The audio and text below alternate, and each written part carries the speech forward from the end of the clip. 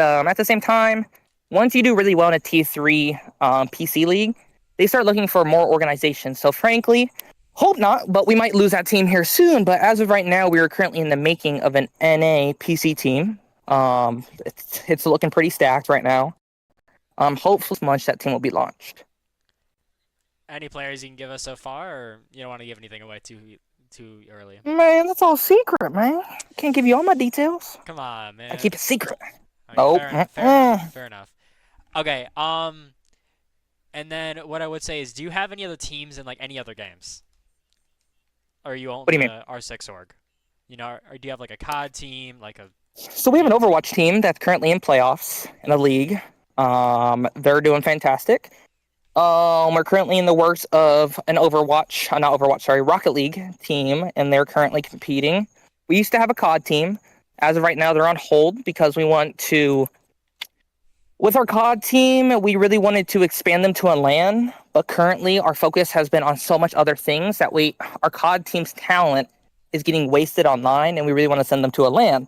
Mhm. So as of right now, they're on, like we call them a hold. So besides that, we got an Overwatch. To summarize it all, we have an Overwatch team, a Rocket League team, and a COD team that's put on hold, if that makes sense. Yeah, I got you. Um, let's talk about the future of Wild Boys, though. You know, let's look a little bit farther in there. Do you plan Yeah, on absolutely. adding? Do you plan like for your teams? Do you plan on adding more? Do you plan on Huh? adding less? Is there any real plan you have yet? Believe it or not, we are trying to get out of the R6 console scene, not entirely, but to cut it back to almost three teams. So with console comp, frankly, as everybody knows, Ubisoft has pretty much given up on it. And it's sad to see, but there's no profit. There's literally nothing in console comp besides passion. And as you've known, a lot of other orgs have decided to leave. Well, with our big presence, with currently in the R6 console community, if we were to leave, that would hit heavily. With sponsors wise, hell, entries wise, things would definitely go down. Hmm. With that being said, the future of Wild Boys isn't, believe it or not, is not with esports. We are moving into game hosting. So before, past a long time ago, before I even ran an organization, I ran things called ARC servers. You guys familiar with those? Not entirely. Not Okay. sure. So back in the day, when 2016 to 2020, there used to be ARC servers where you could join and play, and it was when ARC was at its peak. Well, I owned three of the biggest NA ARC servers. I made around $100,000 through donations hosting ARC. Well, ARC died, so I had to move on, hinting why I moved here. Well, our future for Wild Boys is to, when GTA comes out, we have a roleplay server. You guys familiar with 5M? Somewhat, yeah. I've heard of it. I Mhm. would just Okay. explain to the audience sort of what that is, though. Okay, so 5M is a GTA 5 roleplay. It's when GTA first came out, it was everywhere. That's all people streamed. Pretty sure Kai Cenat, Phantom, and all those guys, they did like a little roleplay scene here recently. But and same with Aiden Ross. Every big streamer you've seen it do it at least once. Well, with GTA 6 coming out, it's probably going to have the same reaction. When GTA drops, it's going to be the game for the next 3 years. That's all what everybody's going to be playing. It's going to be the only game that's going to be streamed. And at least I'm going off of what we saw from GTA 5. Well, what we plan on doing is I've already contacted some people, and we plan on buying 100,000 person server. And with that, we're going to start hosting through it.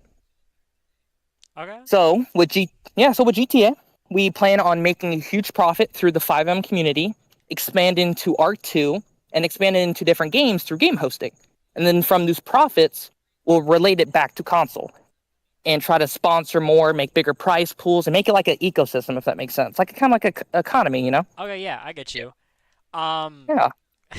yeah, that's a crazy thing to go from, though. Was there I any don't major moment where you just realized that Console Cop wasn't gonna do it, and you just wanted to try to expand a little more, or is it just a gradual thing? know. With this is, no, now with the listeners listening, don't take this in the wrong way. But when we became the biggest and there was no other competition, it gave us the ability to look past the competition at itself and look towards the future. And that's when we started to because before we were always chasing somebody. We were chasing HMC. We were chasing Double OG. And once we passed the organizations, there was no one to chase. So we were like, okay, now from looking down, let's take a broad look at the console comp community. It's the same people. If you look at the streams, the casting, like the 15 to 20 viewers, it's the same people. There's no new people joining. If anything, people are leaving. So with that aspect, it's like, why should we stay here if people are leaving and nobody's joined? Like, hell, I put a $500 sponsorship on SSL, and that will make it the biggest prize pool in the past year for console. And we still have teams disbanding. And it's like, seeing that, it's like, after we gave almost $1,000 for a sponsorship, there's nothing we can do to change it. So that's why we, want to get out of the scene, if that makes sense. That's fair enough. I mean, I get that. It's at the end of the day, you still got to think somewhat of a business mindset as much as you enjoy it, Absolutely. I get that. What I would say then is, do you ever plan on trying to develop console in terms of media presence, or no? Do you just want to just sort of leave your three So teams I always have what they are? So I always have a love for console. With that being said, if we ever become bigger, and as of right now, we are doing very well. And with that comes content creators and people. Well, if we keep growing as the size that we are, and we keep doing it smart, I hope to bring back high-level creators to console and give it the love that it needs. Because if you really think about it, hell, look at the Call of Duty scene. They have esports for console. I mean, so does Apex. When Apex was popular, and if Apex and COD can have it, why can't R6 have it? Yeah, it's like, okay. It makes no sense to me, I mean, yeah, I get that. It seems that that's a very common path. Is if you don't retire in console siege, there's so few people that come in, and it's not sustainable. Oh yeah. At least for now. And I've also noticed that, believe it or not, everybody in console comp is an unk. Everybody started off young a couple years ago. Everybody was like 15, 16. Well, since there's no new players, everybody's 20, 22. Everybody's old. And it's like, now people are starting to go on with their lives. They're like, okay, console's not going anywhere. It's time for me to become an adult. With them leaving, you're only losing players. And there's no new, younger players entering the scene. So who is going to take over when people leave? I mean, yeah. Like, for example, Sizz is leaving. Who's going to take over for Sizz? I heard Spray, you're going to be doing that. But when you leave, who's going to take over for you, No leaks. Oh, shit, my bad. You're good. No, you're good. I'm just joking. It's fine. My bad. I So- either had that cut out or approved by Scissor. I mean, it was gonna happen eventually. So it's just been kind of wanting to step back a little bit. So yeah. So with people leaving the scene, I don't see people replacing the people that are leaving. And with that happening, eventually, console's gonna die. And I don't know how to fix it. I've put money down. I've recruited teams. Hell, we've made very good incentives. We've told teams, hey, if you promote us, we'll pay you more, blah, blah, blah. And they'll promote us. I mean, believe it or not, if you look at Snoot, like the Obey Boys, if you look at their Ubisofts, they're all named Wild Boys. And they get a whole bunch of media attention. But again, that's not bringing anybody into the console scene. Because people don't take it serious. When Ubisoft came out and said, hey, we're not sponsoring console, everybody was like, what's the point? So it's just, it's a never-winning battle, if that makes sense. Yeah, the biggest thing is also with the addition of tournaments. I mean, tournaments have been going crazy recently. I mean, they're starting to slow down again, but I mean, tournaments kind of take away from the comp scene in general. The leagues, because I mean, I see a lot of teams they only do their games during the weekdays. So on the weekends they can do tournaments Friday, Saturday, Sunday, and so I think that just pulls teams away, and with bigger content creators like Jinxie and Richie and all of them playing tournaments only, that entices the newer players to go to tournaments. They don't try leagues out first at all. They're more enticed to go tournaments and go for the big wins on the weekends compared to playing a couple weeks, and then that's just how it is nowadays. See, if you have a good team, you can join multiple Discords where you can have a tournament literally Monday, Tuesday, Wednesday, Thursday, Friday, Saturday, Sunday. And if you're a good team and you can win, you will be making at least $4,000 to $5,000 a week. And let's say if you win one tournament, right, $1,000. You won one tournament. in a day's time that you would have won with a league, 3 months, 2 months? So when outsiders are looking at it, it's like, should I play a tournament that I can win, $1,000 in a day? Or should I play a league that I can win $600 in 2 months? I mean, if I was a young kid, hell, I'm winning $1,000 in a day. So one thing I've noticed is older people like comp because it takes time. It's not attracted to the younger audience as a tournament attorney is. But the way that is set up, it's going to take way too long for console comp to get bigger, and it's just going to die. It's going to outlive the game. So, like, for example, Scissors League to only have 1,200 people when 21 million people play console. Like, and Scissors is a great league, and to see that, it's like, it just sucks. It just sucks. Yeah. So, everybody wants the fame. I mean, I tend to agree. Have you ever, honestly, what I at least look at is, if you look at your rush, I feel like that's almost, if the prize pool could be a little higher, that'd probably be the perfect in between. I think that would very come. Oh yeah, but the thing is, we can't put it higher because then you're killing other teams' wallets. People can't afford it. Like, frankly enough, what I've noticed with teams is, an attorney, you'll have each player put in the money. With leagues, I don't know what it is, but people won't take, hey, give me $5, hey, give me $5, hey, give me $5. It's always one person pays. And if that one person doesn't pay, the team won't sign up. So that's why, for example, if you look at Champions League, there's 76 teams, and I'm pretty sure only 20 paid, if that. Yeah. So it's like, do you ever see trying to turn Wild Boys, or at least the current server, into more of a tournament server?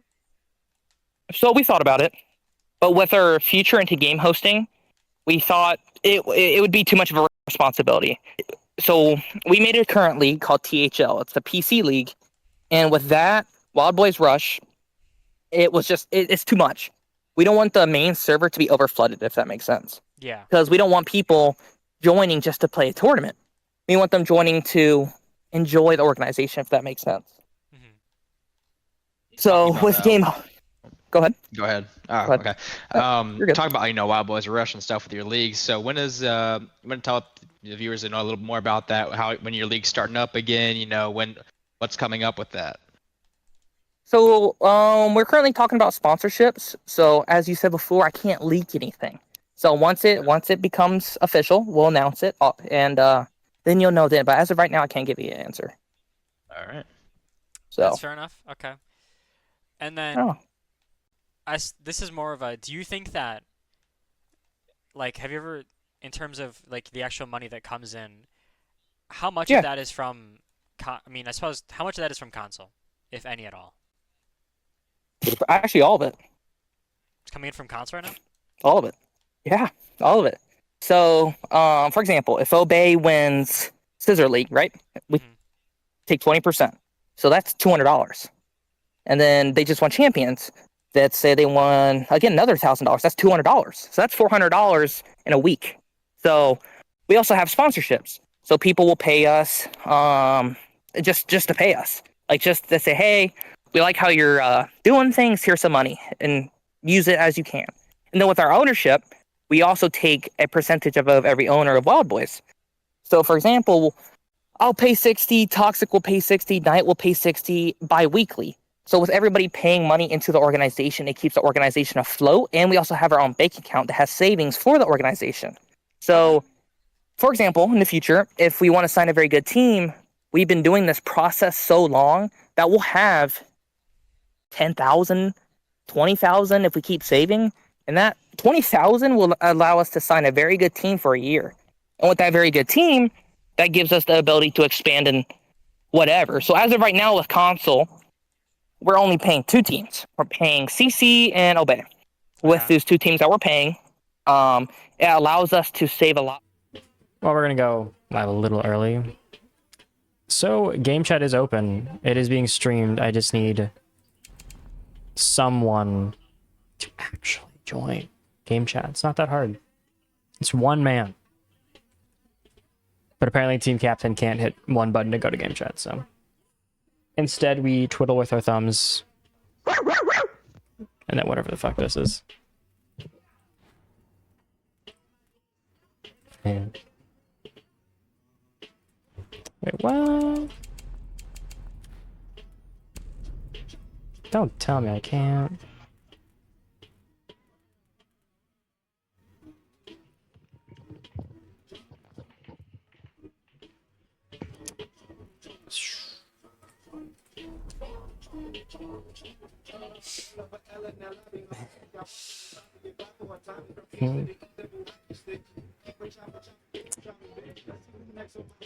Wait, do I have sides wrong?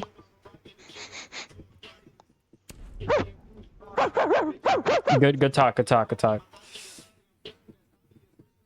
Really smart of you there. I'm seeing so much value in that conversation. Like, respect it. Oh yeah, no, it's just fucked. There we go. Wait. What? Hold on. You two swap teams. Everyone swap teams, because the custom names are freaky. Their Dynasty's defending. Then... Alright, bro, shut up. 907 get defense first? I think they get defense first. For OT settings? Nah, for OT, we get defense. That's what I'm saying. Right, I'm not to again? Okay, yeah. But I need Uzi to hop into the VC with a normal amount of time frame. Did not think it'd be this hard to get 1 minute to join. If not, we can just jog it, bro. We can split the game. Whatever. He doesn't get no questions, I guess. Oh my god, finally. Alright, we're all here. Yep. It took a while and half a decade. Yeah, ask Impulse that. But let's ask some fun questions because, you know, why not? Who do you think is the harder tournament warrior? Would you say of your two teams? Who's known more for the tournaments? Warrior? Yeah, who's known more for the tournaments? As far as teams right now, players in the lobby. Sure. B would and all them, but I mean, I'm pretty sure Hey, Vux bro, was this there isn't when a, we this beat isn't an Order. eternity though. This is league. This is something different. Oh yeah, I'm aware. This is league. No. We're known for league. We're known for going undefeated and then beating the Order in final or FVR in finals. Yeah, no. Let's see how well that ends. Beating the Order, and then Jeff Sicko comes back We on the beat super Order, team. And then we beat FVR. Yeah. So this is a question for you, but what did you pull during that sort of middle free agency period to convince Jeff Sicko to join? Honestly, we were kind of just like, I was kind of scrambling to get players at first, because at first it was like literally just me, Quex, and like whoever else I could get. So I kind of had some filler on my team, and then we picked up Dark and Vux happened to be homies with Jeff, so it all just kind of worked out. It worked out one hell of a way. I mean, to be entirely fair, you have probably the strongest roster on paper. Only one that rivals is Wolves' current roster, because they somehow got Joey's old ass to play. You probably don't know who that is, actually. Yeah, I've heard of him, but no, yeah. I don't know. Hey, I got here in April, so I had to learn up. Who do you think is gonna be the difference maker for you guys' teams? The big T on our team, probably Tyrant. We're gonna lose. I'm gonna say Quex. There's no way. I like how it just says $10,000 playoffs in the Twitch title, and then you join and you just hear we're gonna lose. Chalk it. He doesn't mean that. He doesn't mean that. Yeah. Okay. Hold on, I'm gonna say Quex for us though. Okay. Do you think we're gonna see any records broken today? Do you think, buddy, you're gonna lose your oh so happy BO1 record? I would hope not. I'd like to keep that. That'd be nice. Fair enough. I mean, after doing You some guys dry are gonna runs keep with it, bro. MK is Suck. mean and check on Nighthaven, and we've seen Carter straight rail Jeff Sicko and B with it on Nighthaven, so we kind of have an idea of what we need to do. Hmm. And that was I think Saturday. Not gonna lie, but hey. Out of the so far playoff games that have happened, what is the biggest surprise to you out of the winners? Definitely 5.2 losing. I don't know. No, listen, hear me out. Hear me out. The ore of an Obey player makes them all shit themselves. It's just how it is. Andy's term is also king, but like, to be entirely fair, against Obey, they're like 1 in 5, and they average like a 0.9 KD. So, chalk it. Not gonna lie, I think the whoever Monarchs is the diabolical hater and all them. Oh, Monarchs and Alchemist? Yeah. Yeah, 'cause, yeah. Whoever like diabolical that team is, that surprised me how they fucking. Oh, you're talking about I was low-key, Armani. Yeah. It was just like. I'm gonna be Armani honest. Beat them. Yeah. Armani beat them, correct?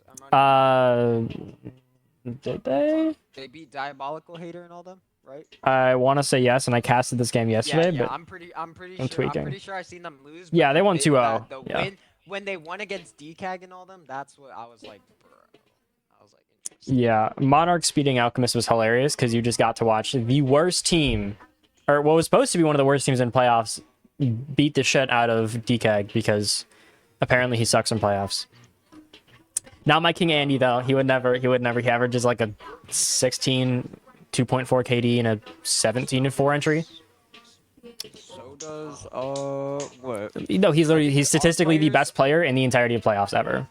There is no one better. I'm saying our playoffs right now. Our Oh. playoffs, you have John and Alvin or whatever his tag storages.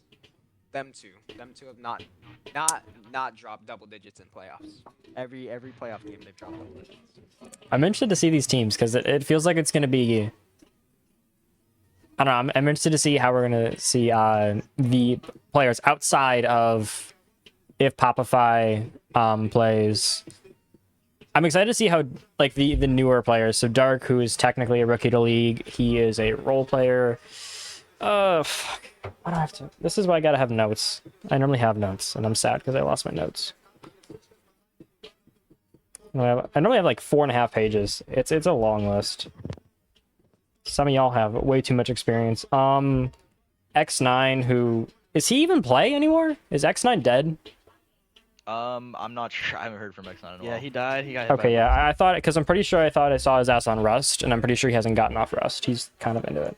It's concerning. Riddance, Mercilism, Beams, and then who do you have besides that? Klept? Don't quote me on That's Quex's brother. that. Is he actually good, or is it a nepo hire? He's a good player. He started for us before I kind of like filled in the team. Hmm. Basically when it was just me and Quex.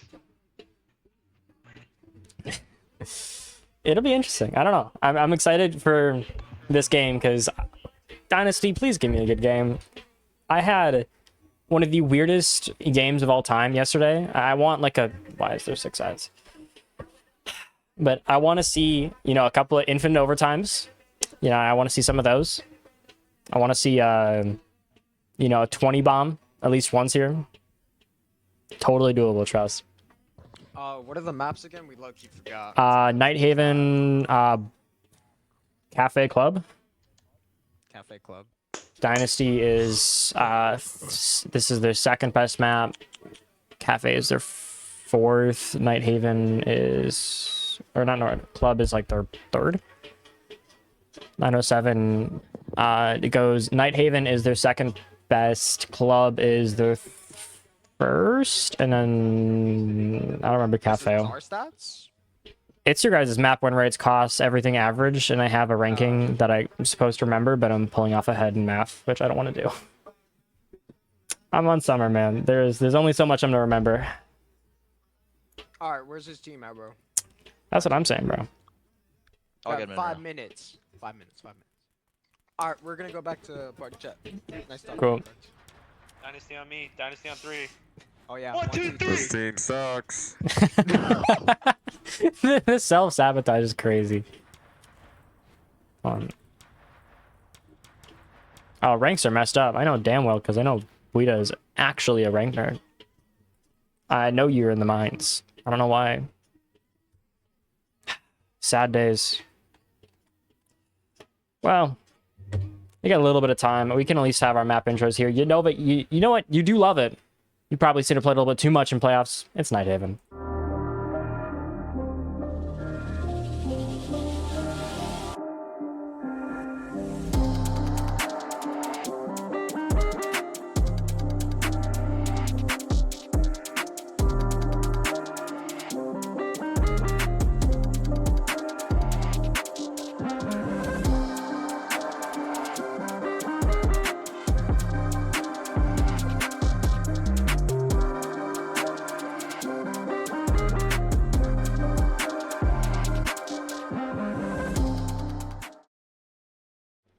Well, we are waiting for those last few to get in. I can at least do a prediction, start where we're going for, which is who is winning map 1? Everyone's excited. I think this is arguably probably the most hyped up match. 907 is what is supposed to be the bowling ball of a team, the true battering ram, the what 5.2 usually is during the regular season. I mean, you have Popify, Vux, Quex, should be a relatively good roster. Buddha is also there, being kind of the man in between. Can kind of be all over the place. We will see. I don't know why Buddha's sitting on Spectate. I pray that he's actually playing, because it'd be a little odd if he was not. But we can at least do a quick little prediction beforehand. 907, Dynasty. Who's taking Nighthaven? It goes up now. Y'all are 90 seconds. You guys are 90 seconds behind, so this is going to come up early. It's going to be weird. Paradoxical shit. Paradoxical. I need Buddha to actually respond. My king. What's the holdup? No. I'm on mute, by the way, so they can't hear me. What's the holdup? Cards? Holdup?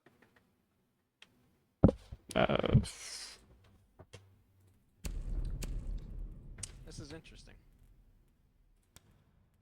Because Buddha's on Spectate? Yeah. Didn't know he was casting with you. Yeah, no, I didn't know either. Bit of the spur in the moment, so I guess we're gonna have to wait this one out. I want to see predictions for the. Let's see the social predictions. Let's see if we can get some tomatoes thrown at either team. Oh. Yeah, no, social predictions. We seen the pool. Our team. Oh no, I got channel predictions too. You get to maybe get double blasted. Oh, okay. We'll see. Let's see if we. Yeah. See if we Holy shit. Okay, yeah. So someone. Who has 2,000 channel points? Who's actively watching enough to put 2,000 channel points on 907? Well, I mean, someone's got to put like 10 points on Dynasty, and they win map 1. It's gonna be the most hilarious free channel point game. What should I do for my? By the way, cards. Just so you know, for the future, we go down 0-3 on defense. We're castle glitching. There's no way. All right, we're actually admitting to hitting a server, bro. Domestic, bro, casting terrorism is not what I... Who just said? Okay, yeah, no, chalk it. There's no way someone came in to hate. I hope you get cold Popeyes again. Actually, I had Popeyes again because of leftovers, but like... That's some D1 hate. Hey, there you go. There is 40 points. The odds are 1 to 50 on Dynasty right now. That is hilarious. 1 to 50 is crazy. Dude. 98% win rate chance on the social so far. Dynasty, how we feeling? Strong, invigorated, hopeful.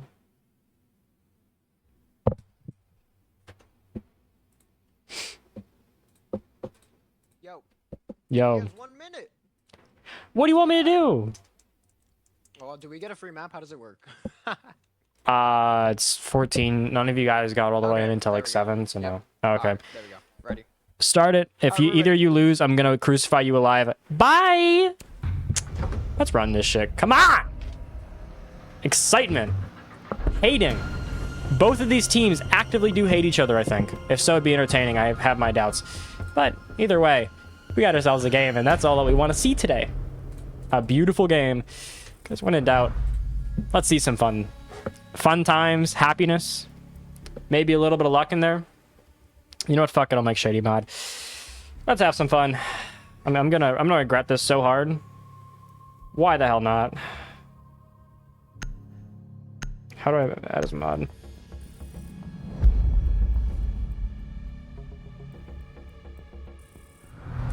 Well, I just gave Shady mod. Shock it. Everyone's about to get banned from the stream.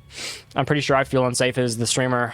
First ban's got, you see the Ash, or not, excuse me, not the Ash, the Ace and the Izami. At this point, I think they have the highest ban rates in console by about 4%, which is a little absurd. That's saying that Blackbeard still exists. His actually diabolicalness is enough that it doesn't matter. Ace is still that banned. It's crazy to me. We do see the Cade go on for the defense. Once again, very common for the basement sites. You want to keep your hatches. Well, if you're the Dynasty, you do want to keep them closed, but 907 would prefer to open that shit up. as Cardi would say in the pits, or maybe Travis. I've been to both, honestly. Yeah. Shady, if you're modding, though, I do actually want you to clip shit because I can't think of clipping and casting at the same time. We're looking at 4 pages of notes and trying to look at stats. And, yeah, no, that's not happening, bro. If you're gonna be mod, you gotta be on clip duty. So I can post these to TikTok and complain. 45... Hey, listen, it is on infinite overtime, so 45 rounds is technically possible. I mean, odds are a little bit low, but you know, you never know. You never know. Maybe we get 45 rounds. That'd be hilarious, to be entirely fair. I'd be for it. I'm pretty sure I'd be terrified that I'm not going to sleep tonight, but you know, I mean, live and learn. It's a good day for us all. We get some playoffs. This is the budget NFL Sunday you get. Excuse me, NFL. Well, I suppose you have Monday games. Not really anywhere good, but there are games. Trust me, we need to get all of the games to happen on Sunday so we can have R6 Red Zone. I actively cast it all and I get paid like 20 bucks per day. I get paid 20 bucks a Sunday. Good at least place from Bucks here to get themselves that first bandit and get the mirror. That's a quick little 1-2. You do want it somewhere, but still gotta have something done from Witta, which should be the wall. That is the eventual thing you need to do, and you do get it pretty soon there. But C4s are gonna make sure that doesn't happen. You're gonna be a pain in the ass to deal with, and hope you have the impacts for it, because it's not gonna look pretty. I do get it eventually, and Jonathan, I don't know why that man is apparently on crack, cocaine, or all in between, but it doesn't matter. Vux finds the first, and he's getting closed in on. Jonathan might not know it, but he has everything coming in on him. The gates are open. And maybe not as close as you think, because one bad reload, you get damage onto Popify, you do get Vux. Numbers go your way. That's all you're looking for, if you're really honest. You want the advantage in a game like this, where they will absolutely be able to trade better than you. 907 is the juggernaut. No one wants to fight. Sort of what 5.2 is during the regular season. If we get 17 rounds each map, I'm gonna lose it. I don't have enough water or notes for this. It's kind of funny, though, to be fair. Overall, I mean, it's still very possible we get crazy maps. Jonathan is apparently also, once again, someone get him off the Adderall. He is absolutely just raging himself into a corner. Uzi does find one in a 4v2. Number at least looking good. Make that 2 is apparently the DMR is his sweet spot. He doesn't spot it, and Jonathan finishes. Dynasty looks strong round 1. I'm terrified. I'm not even the player. Once again, as much as we hate and much as we love 907, you are trying to fight the tournament warrior. Almost more than Witta. Almost. You catch these kids in like a 3 a.m. or like, I don't know, RPL tournament every Tuesday? Monday? What? Anything? Any day? It's scary. They play more than I do, and they cast. They play more than I cast. I get paid every day. Wild stuff. But you live and you play, I guess. We all have our enjoyments. Dynasty certainly found theirs with the first round. Still got to be terrified. If you are the side of Dynasty, you cannot feel fearful against a team like this, because they'll gladly take that up, get a couple free rounds, in which case you still have a very strong roster top to bottom. Where you also don't see Jeff Sicko, the man who's arguably the biggest pickup in free agency. It does go to 907. The Juggernaut grabbed one more piece to add to its ridiculously large puzzle. Problem is that we don't see him today in that first map, which is a little concerning. You'd hope you want to see him. Hey, but maybe we see him in semis or finals. That would be a scary connection. If you don't dream about the Witta, Popify, Vux, and Jeff Sego connection, we cannot be friends. That's some beauty right there. That's what I pray for at the end of the day. Because, I mean, tell you fair, superstars don't hesitate to grow on trees, and then you have 907, who apparently have 12 of them. 5.2 don't count. They're regular season warriors. They sniff. They have the aura of an Obey player in their direction. They collapse. Harder than 95-year-olds that, I don't know, when they fall down the stairs. Hey, but maybe we don't see the same thing from 907. A team that is meant to be everything, the chosen child, in my opinion, of playoffs, but not the start you'd expect. Still got quite a bit of time. It's only round 1. There's still a lot you can do. Gotta be very careful, though. Dynasty is so smart. Too smart, excuse me. I mean, I think they certainly have their merits as a team, but you're trying to beat a very, very good team. I don't know what the plan is here from the Fenrir. Maybe he has something in mind, but he's putting himself in a situation that is a death trap, and he doesn't even know it. That's scary. Well, if you're this Fenrir, he doesn't know yet, but we get to watch and lurk and see, is the first pick going to go your way? It certainly could. All going to be down to some good droning at minimum, and you do at least find the pick. Got a little bit of a pre-fire because there's no way in hell he's running away that fast. Popify at the end of at the other side of the gun. He might have his issues, but Popify goes down to fall damage. I've seen this twice in playoffs, and it's also been back-to-back, I might add. Happened yesterday, and well, we all have our issues, I guess, is what I'd say. Some, maybe a little bit more than most, but live and learn. Or in this case, live and realize you have one of your Hall of Fame players down on the ground. And Vex goes down to Tyrant. Once again, at least looks like the plan for Muzi was to say Tyrant is going to dominate this game, and so far he's shown out in a good manner, but it's only one round in. Should be two here. It's still, I think, within reason. I think you do need to see players like the rookie here of Dark in league kind of step up. They don't generally play a lot of BO3s. They play maybe one or two. BO5s are kind of unheard of. Most. So when they get to this longer game, these bigger mental moments, this is where you're going to start to see that rookie sometimes shine in. Yes, there are some slight differences, but it's not large enough a lot of the time. Quax pulls, I'm assuming a 360 on his opponent, because apparently Tyrant's going to fall for it. Sadly, I don't really think this is a Fortnite building contest. Movement is not the play. So I need to outgun the man with a shotgun in hand. Very terrifying one at that as he gets the down. Try to kill. Popify at least finds something for his troubles in a 2v3. Plant can go down here, but you got to worry about the man below. I don't know how they're letting Jonathan get where he should be. You need to get your body up here. You cannot give Tyrant, God forbid, any more kills. The post plant is not the play, but he might be able to get the body. There's some serious struggles getting there, but he does find it.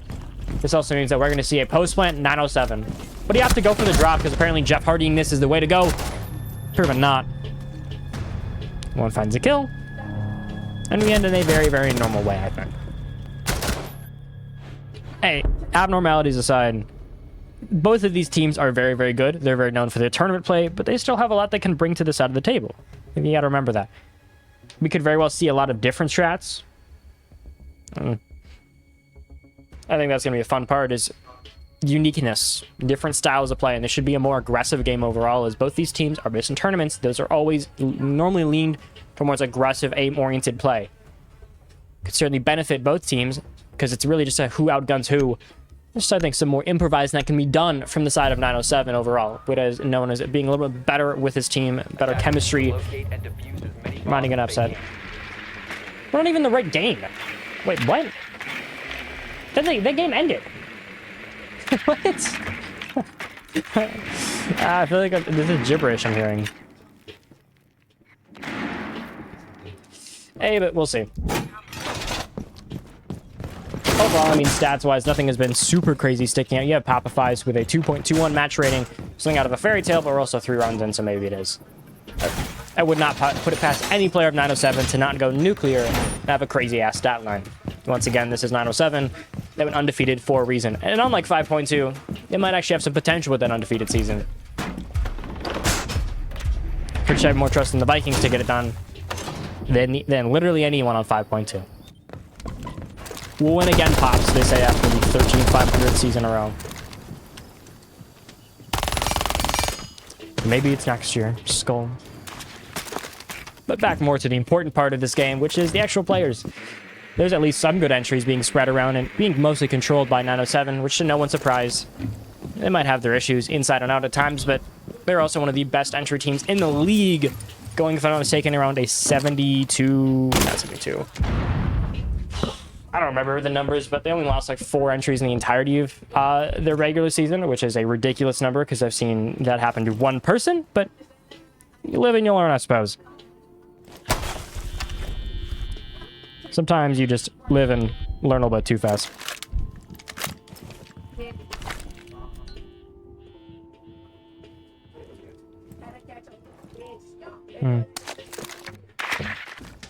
Overall, a bit of a slow start, but that can happen at times. 9 out of 7 loved sometimes run that slow game, let everything get into the right place, then pounce on the enemy. They've done it a lot of times. They've done it in the regular season. They've done it against even the best opponents.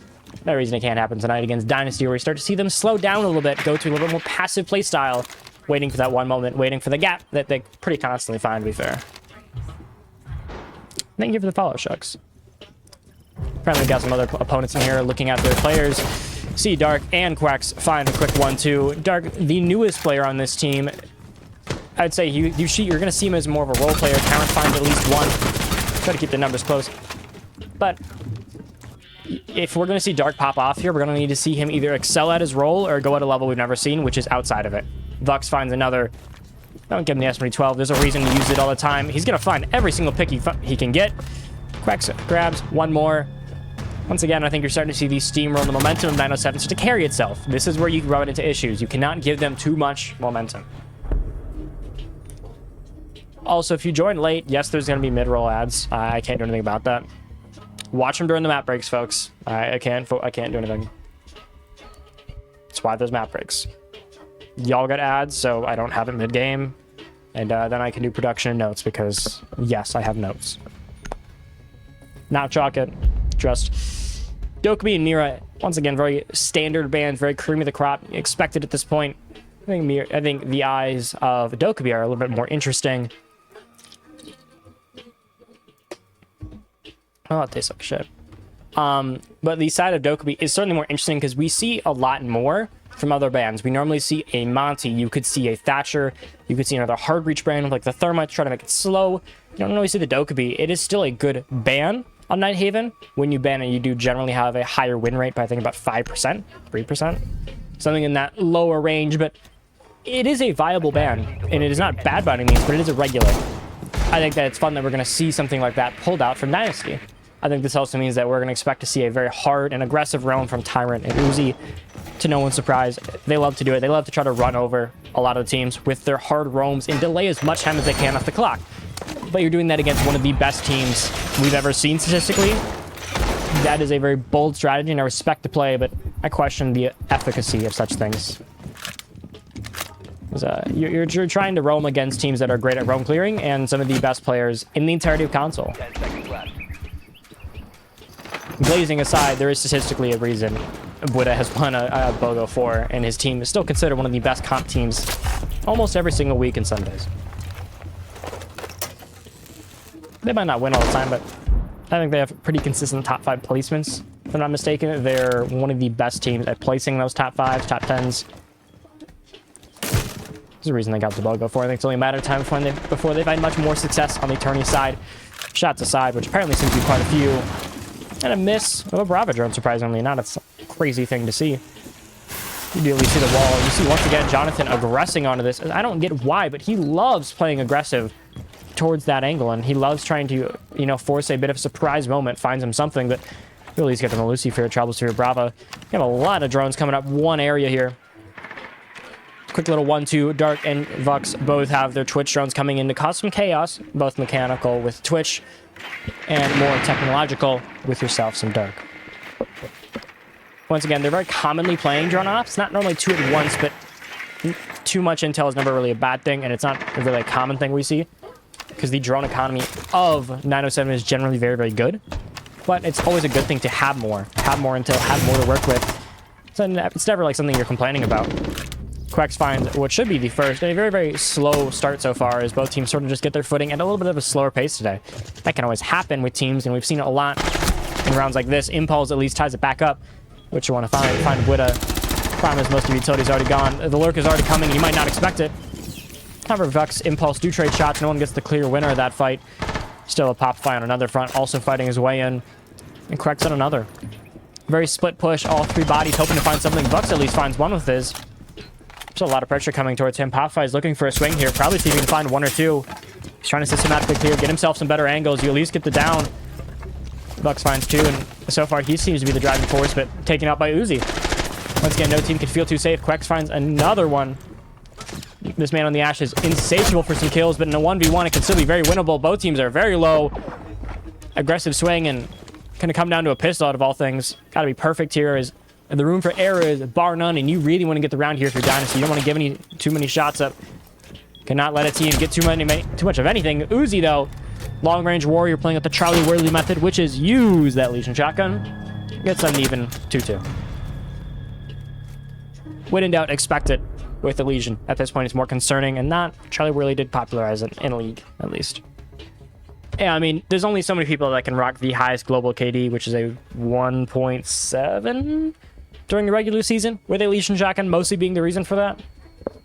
Hate what you will say aside, hate his voice maybe, say he's a squeaker, but he's really good with the Legion shotgun. There's a reason it's worked relatively well pretty recently, and so far it's gotten his team very, very far. We'll see what Redemption does. Maybe next season, under the new name Wild Boys, Cody announced it so I can say it's 6-7. Yes, that is the actual team name, I'm not mistaken. I'm actually very interested to see how that plays out, Cody as the rep. We'll always see, but either way, I think it's best to look forward to the now, which is Dynasty trying to crawl back an even half. Certainly not a crazy thing to say as both teams are still 2-2, but you do want to find something more if you are, I think, 907. They're not a bad defensive team, but they do struggle more than most. They're very good on the attack, and that has generally been their forte of winning so much. The defense, they normally just don't have that many rounds to show it, but their playbook is not normally as deep as a lot of other teams. They play a very default-style game. They don't have a lot of modifications.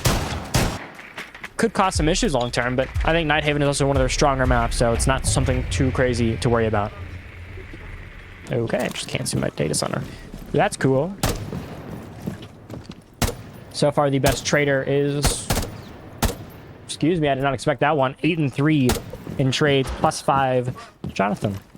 Maybe not the man you'd expect to be a crazy trader, but... You'll take what you can get.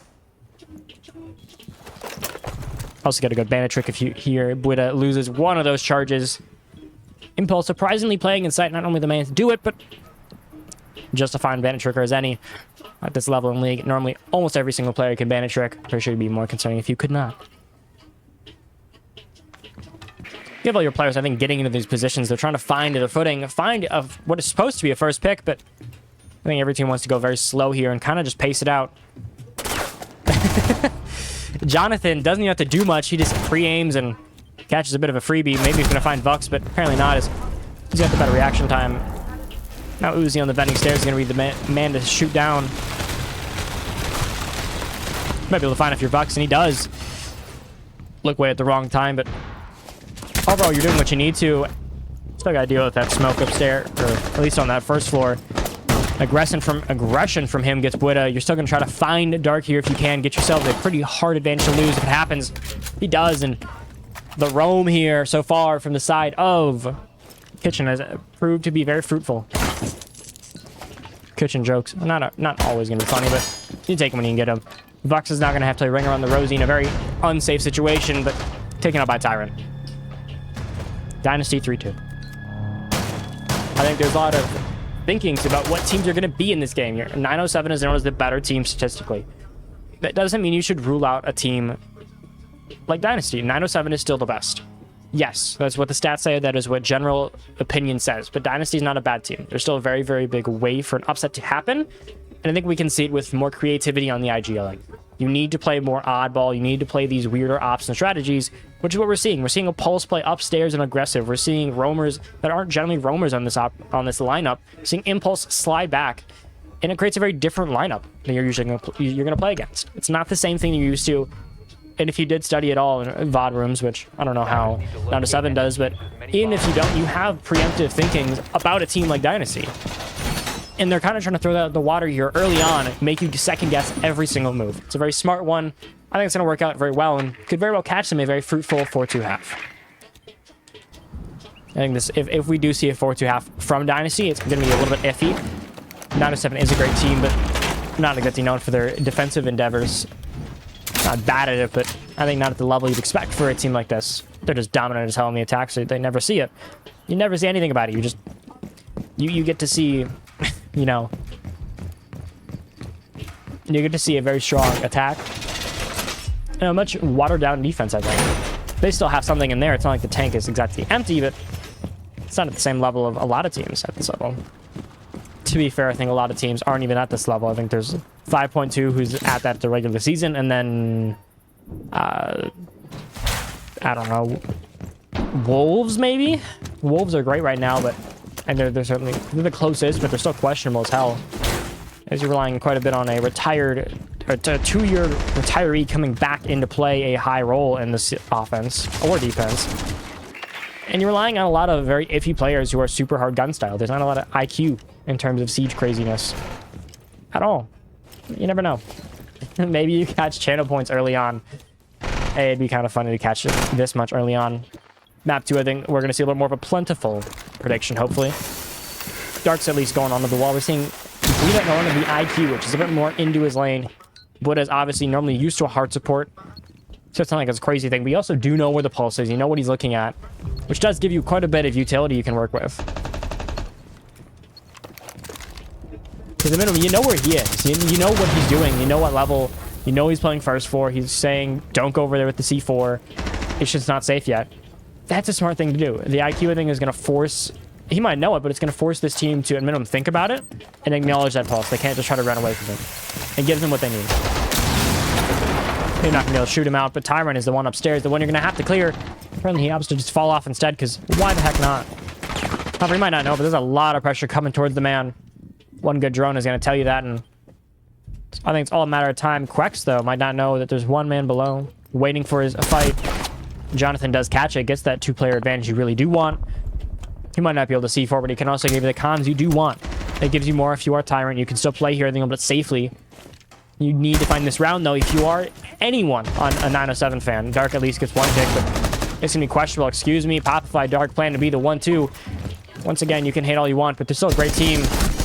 You at least get damage onto Uzi, but you really were hoping for that full pick. You were hoping for at least a down or something to really hang on to. Now you're going to have to try to send one player below if you want to deal with this pulse. You're going to have to send one player to try to go for a plan, and it's going to be a very separated group of people if you're going for any type of execute here, which is the hard part. Could be a bit of a botch C4, but if Woodha does see it, he might not have an issue where he does know he's not going to swing into it. He might not know it, but that C4 is just going to sit there. It said he's going to catch the C4. You at least got what you needed. The pulse is the big issue, though, is he can possibly find out 1 or 2 bodies here if you don't do anything about it. And there's 15 seconds left. You're not leaving yourself a lot of time. The pulse could very quickly find something that he really, really shouldn't. You do have 1 C4 still. He's needing to go for the plant quickly. Time is of the essence. Lose the pulse, at least, but you do find the planter. And it might not matter, as somehow Dynasty use their numbers, use that time just right, and they're trying to 4-2 half. I think a bit of the upset, but still got a defense left half for 907. Much as I hit on them on their defensive side, they still have a very strong defense. So far, the MVP is still Bucks, 1.67 match rating. Still very, very strong, 83% KD, 7-5, 1 refrag. Not a bad start, but I think you would expect a little bit more from the team that is supposed to be the, the chosen child, the team to be the superstars of all of console. I'm not seeing that. Jonathan apparently intends to be everything that this team wanted and more. Maybe not the crazy kills, but +7 on trade differential and a 1.63 match rating is certainly the good start you want to see. Only stat that I think has really been a big issue so far for the side of Dynasty is the entries. It's not anywhere near as consistent as you'd hope. I think a lot of it's based off of one-offs and not true skill, but you still have time and you still have quite a bit before anything becomes of worry. I think at this point you can just chillax and take your advantage, play it smart, and you could probably get yourself a very comfortable win here in regulation. You gotta remember, now that this is in quarterfinals, we are doing infinite overtime. If I'm not mistaken, that is how it's supposed to run. So all of the 3 maps are gonna be infinite overtime, which also means we can go on for a hell of a lot longer if we do see a 907 Dynasty overtime. It is win by 2. We could sit here for 35 maps if it really comes down to it. I'd hope not. I like my voice existing, but hey, if you are a fan of either of these teams, and map 1 you get to catch some heated siege, that's always the hope, is it not? We do see the Azami stay alive in bans, which is a bit of a surprise, especially with how much 907 is known for playing it. Normally we do see Buddha on it, but Dark is not a bad Azami player. In fact, he's actually one of the best on the team, despite how little he plays it compared to Buddha at times. But Buddha is also amazing with the shotgun, so no real surprise. He's one of the best SAS players in the entirety of League right now. which is a little bit obviously odd with the KD currently, but consistently he provides his value, holding that space, holding that shotgun well. That's a very great cost, has a very great KD generally on SAS operators. Trust it. I think Dark is stuck in a situation where this year was not a strong rookie class like a lot of others. We've seen Charlie Worley, we've seen so much stronger rookie classes, so he kind of fell behind where he wasn't performing at a superstar level at times, which isn't a crazy thing to have happen. Sometimes rookies don't need to be. I think we just got very used to that sort of idea. Which is why when he's playing a more role-based, he's playing that flex, that maybe sometimes softer hard support, it's not a crazy thing when he's not going to pop off like that. He doesn't need to, because I think he's been very consistent when he does need to be. But we'll see.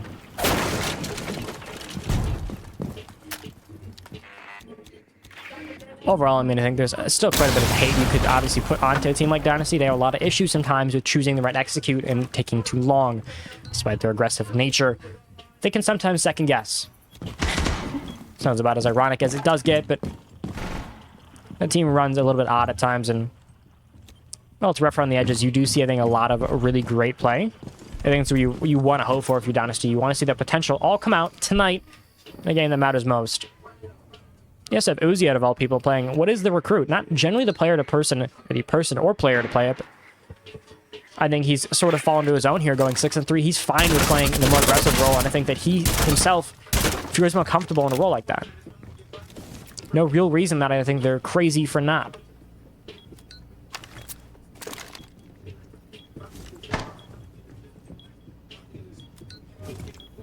If you are 907 here, you do want to find around. You need to stop as much momentum as you can. Stop the bleeding. Let it sort of just come to you and slowly get back into your zone. You need to here, you need to most. They also don't have a lot of roam here, as this is a bit of a bunker setup from them. It certainly can work, but you have to worry. Is time going to be the issue here? Because you need to try to delay time, but so far it feels like the time's been given up for free. You get below for free as well. Very odd spray from Jonathan, but it all ends well nonetheless. Uzi does find one. You see the swing from Bucks to find it. You want the down body, you get what you need. Want to tie those numbers back up. Maybe see Quacks go for something a little crazy now that the Bandit isn't really necessary. He can sort of fall off and go for his own plan. Be the annoyance that he needs to be. Maybe he wants to be. A little bit of both, possibly. Tyrant is also going to be the man in front. One you have to worry about, but apparently there's good trades coming out. Popify grabs one, but traded right back out by Jonathan. 3v2 for Dynasty. Make that a 3v1 as Jonathan finds another on the Quacks. Buida in a 1v3. Not the numbers or what you hope for, but it's still very possible to win. We've seen people like this pull off. We've seen Buida become that superstar, that X factor in teams, which you want to see every single round in every single game, but with time low, it's still very possible. A miracle, a hat trick, but instead taken out by the... I think it was a bit of a surprise, but Nomad takes him out. And Dynasty look lethal this first map. 5-2, you really want to hope for something more if you are that 907 fan, is you're not seeing the same team that truly dominated that regular season. The same team that is the best team in the league statistically, the team that everyone was scared shitless to play. You're not seeing it right now. You're not seeing the team that everyone was scared of. Seeing, I think, a much weaker team on a map that, to be entirely fair, is not one of their strongest. It's not a big surprise, but it's a bit worrying.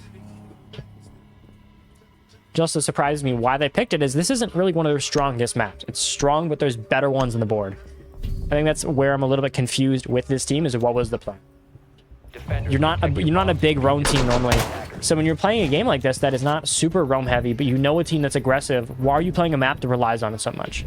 Go to the chalets. Go to these maps where the actual site is wider to give yourself more space to do your thing.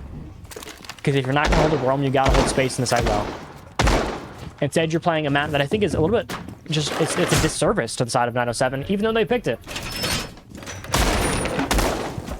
Which I think is going to become the issue long term, is you'd hope for more. You'd hope for anything besides what I think you're seeing right now is Dynasty looking like they swapped places with 907, and suddenly the team that was terrified, they're supposed to be terrified of, looks all too weak.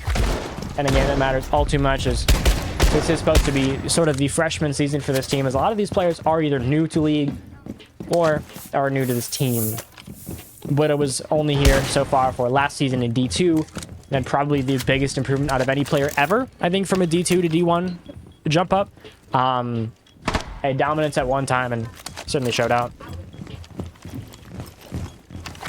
numbers, it's still not what you want to see. Actually, everyone's numbers is kind of within reason. As the only player that's truly, I think... Am I saying that right?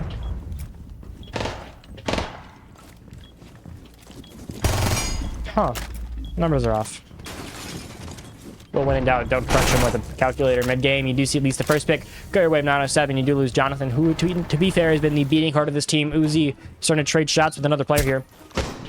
Happens to be Quex. And hey, you're going to let the shots fly sometimes. It won't go your way. Instead, you're going to see it become very even.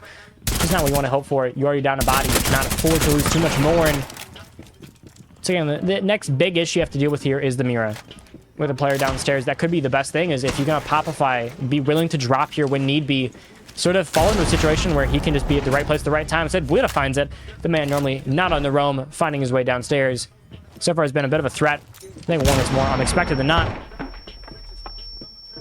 Doesn't mean I think you shouldn't respect his roam, but it's not the man you expect to see in it. I think it's going to surprise a lot of the team of Dynasty seeing him on the roam. Impulse, life, flash before his eyes as he gets a little lucky, but scary, scary thought there.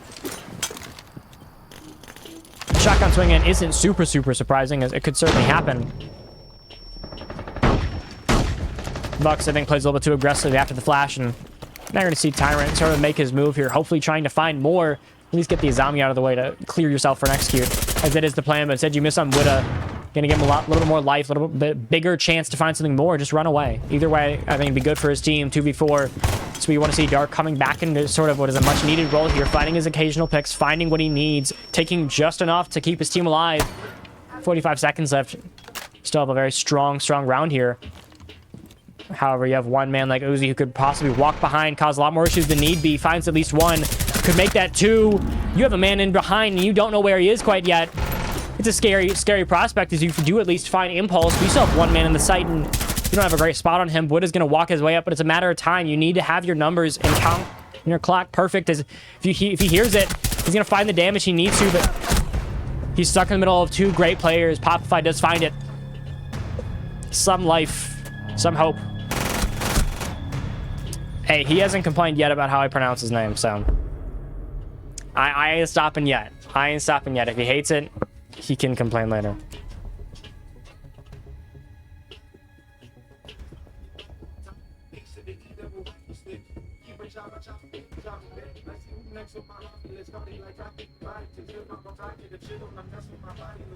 As we do wait for what is hopefully a short tech pause, I'll at least go over the players real quick and who has been super strong.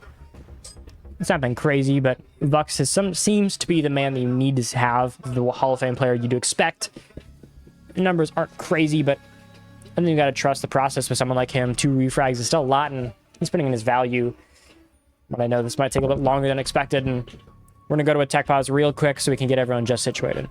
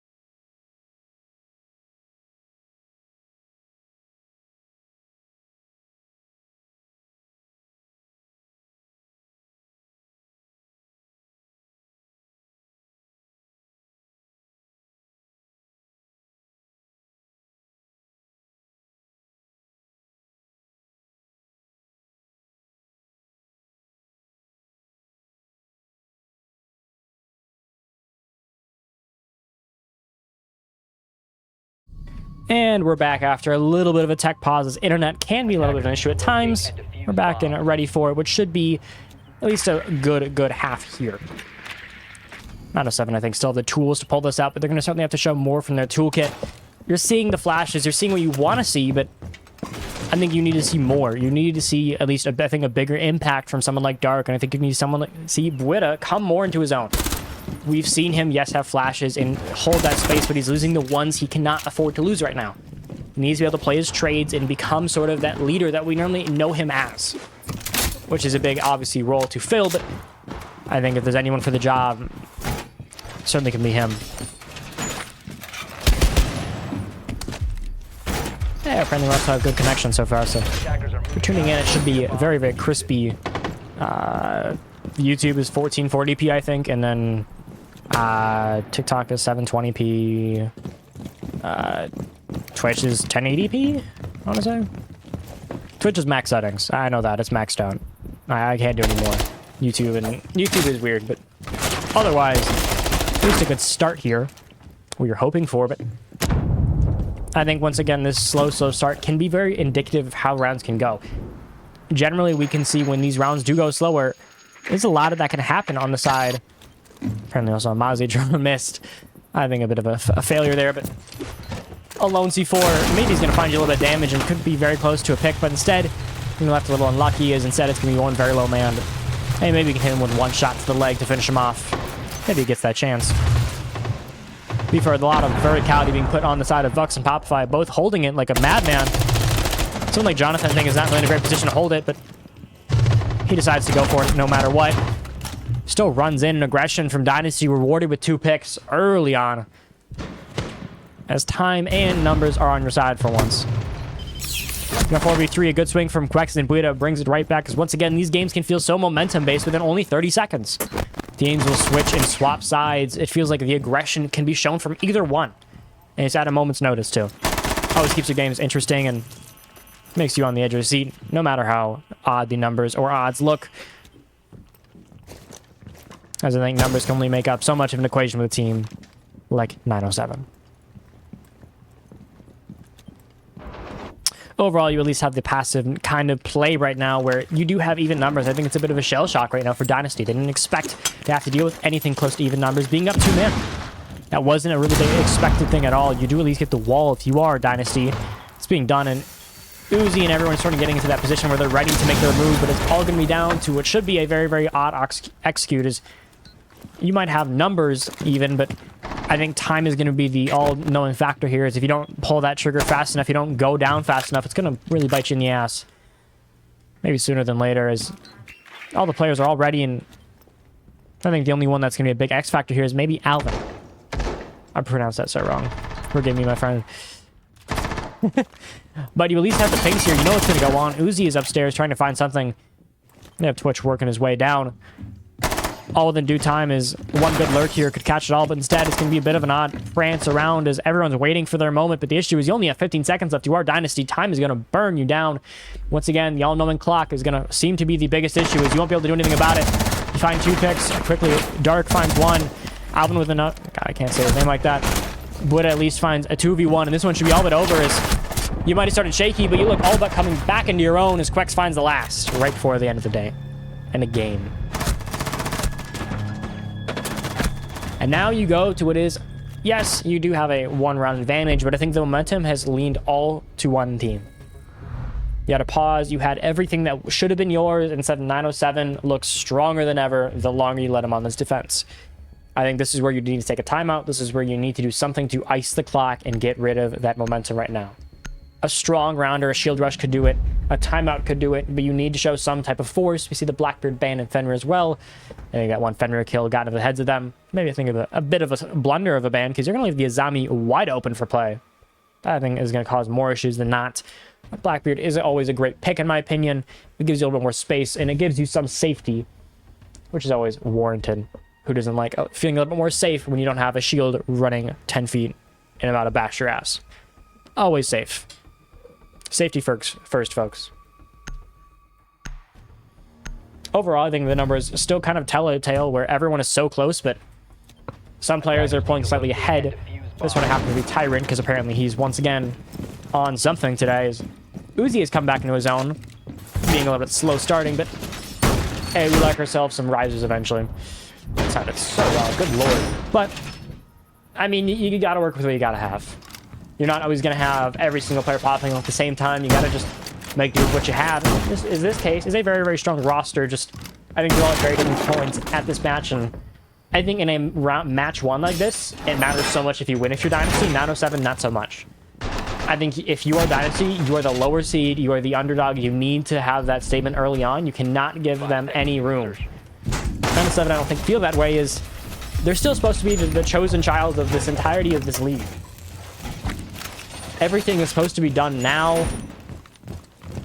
And yet it's being done, I think, a little bit slower than expected. But you are the definition of what is supposed to be greatness. You are supposed to be the team that beats it all. Looks like 5.2 every single time. Consistent IGLing, leadership. You have great mental, great chem. You want to roll rivals. Everything is looking your way. This should supposed to be a puny opponent in your path, but instead they're putting up a hell of a fight. It does at least worry you, I think, if you are 907. I think they have the mental to handle it. They've gone against worst opponents. They've gone against much better. No need to fret yet. Once again, a very slow start as you are getting the basement open, and that is a good start, but we'd expect to see a little bit more close to site. We also expect to see a little bit more in general around the site, other than one lone Ash, kind of roaming her way around trying to find something, but it's not all too strong in her favor right now. As everything feels like it's kind of just waiting for some moment, waiting for something to happen, but it's a big just kind of waiting game until that happens. Tyrants at least finds the first one there, getting Buddha. Always a good start, but immediately traded up by Dark. Because once again, you can never feel truly safe in a game like this, because Lord, are these some good aimers. That's why I always say be careful in those 1v3s, because they can still out-aim your ass every single time. And they will, pretty gladly too. Jonathan at least plans to immediately blitz his way in as you lose the Blackbeard. Boo-hoo. I have another shield with a flash on it. One big flashlight and what at least intends to be a very, very loud entrance, as you're very aware.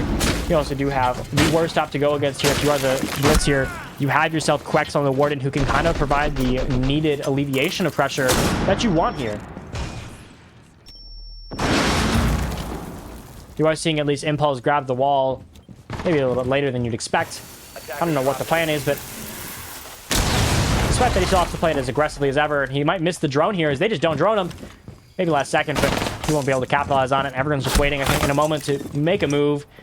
You have someone outside that window waiting for just that call. And Dark, being Taliaferro, is kind of caught in the middle of it, where he could very well catch 2 or 3 bodies, or could catch none. Isn't really a great timing of when or what. But a run in at least finds you something, maybe. Instead of you're playing that good dancing and prancing, you're at least finding damage. You find the down. You find at least a kill before your troubles. Quex finds another, and maybe it was the expected way of happening, but Dark made the best of a situation that was looking pretty dire. Got himself a kill, some damage, and made this blitz not feel anywhere near as safe, as the Quex is still alive. Your Warden can still be your master. Pause. As I say that, Uzi takes it out, and suddenly this blitz can be unleashed. It all just comes down to good timing, but it's a 2v1. All you have to do is not throw your bodies.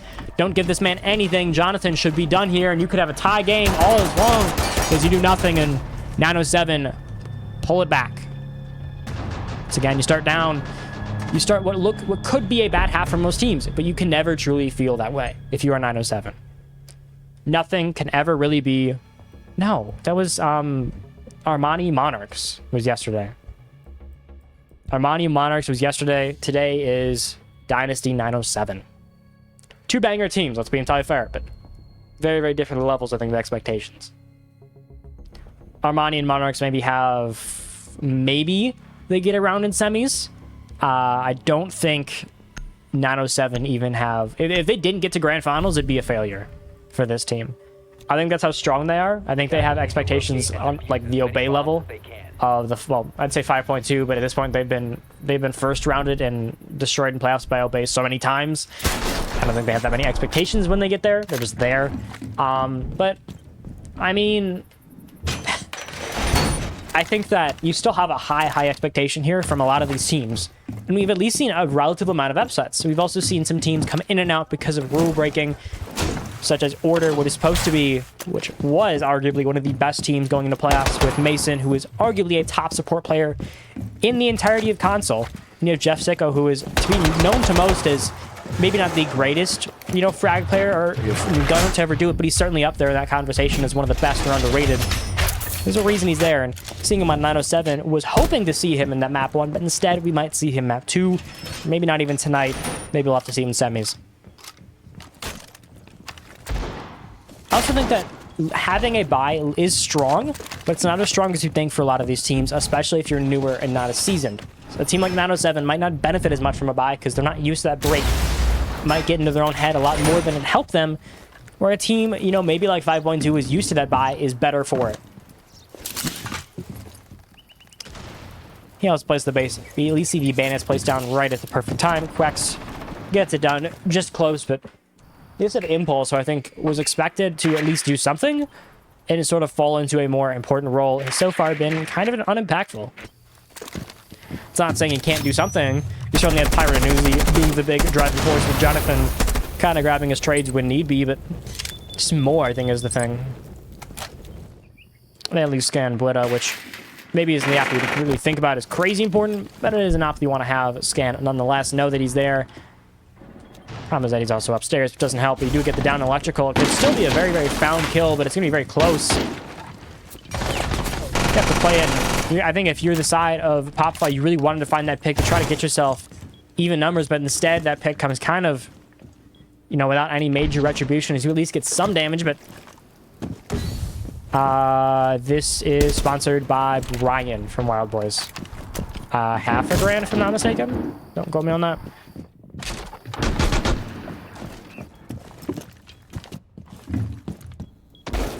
He's doing his own thing sometime soon, so we'll see how that turns out. But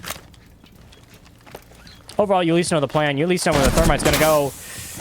Now you got to run like hell as that wall's going to go open. I think Dynasty certainly have a lot of control, but Azami's from Dark are once again going to at least alleviate the pressure it causes, which gives you something to work with. Gives you at least that little bit of hope. Also, it's not turning these leagues in their last like 12 weeks for 10 in total. Popfly at least finds one, make that 2, and now there's a dance in the blow, taken out by Dark. Popfly finds 3, someone's on a roll, Bleeda finds the last, and suddenly this team looks all too strong, and numbers maybe not in their favor anymore as Dynasty don't feel too safe as match point looms over their head. Maybe we can see in overtime, maybe we can see some hope. You never know though. You can never truly know.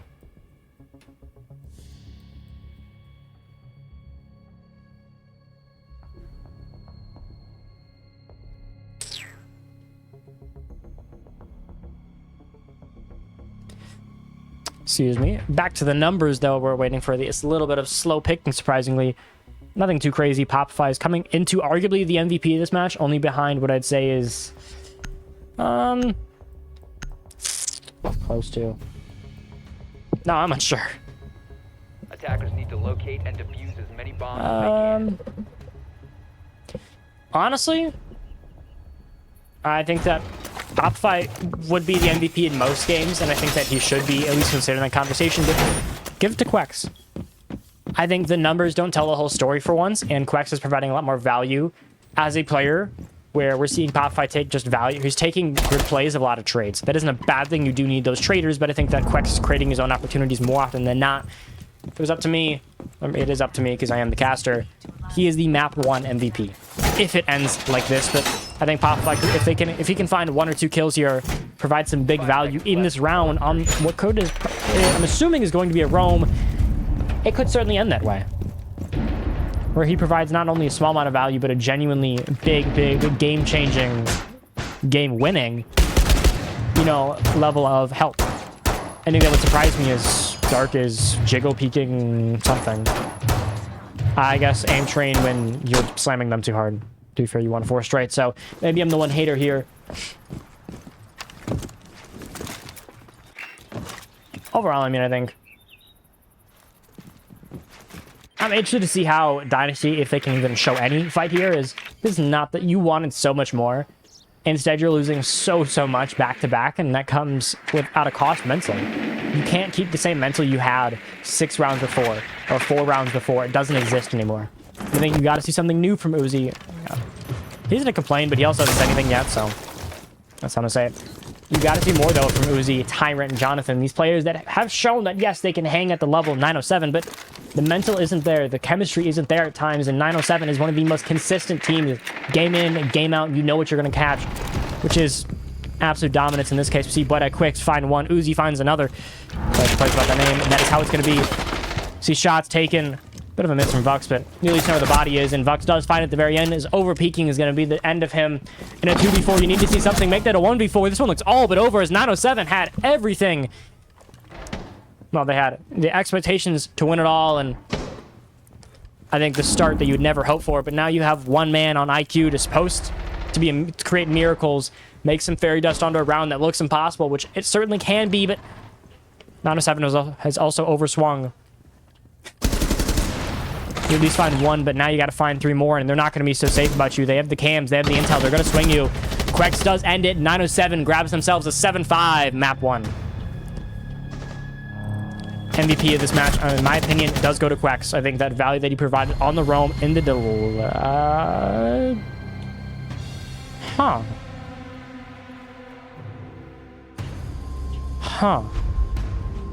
Never seen that one before, I'm gonna be entirely honest, but besides the point. Dynasty lose first map, and we're gonna go to a map break.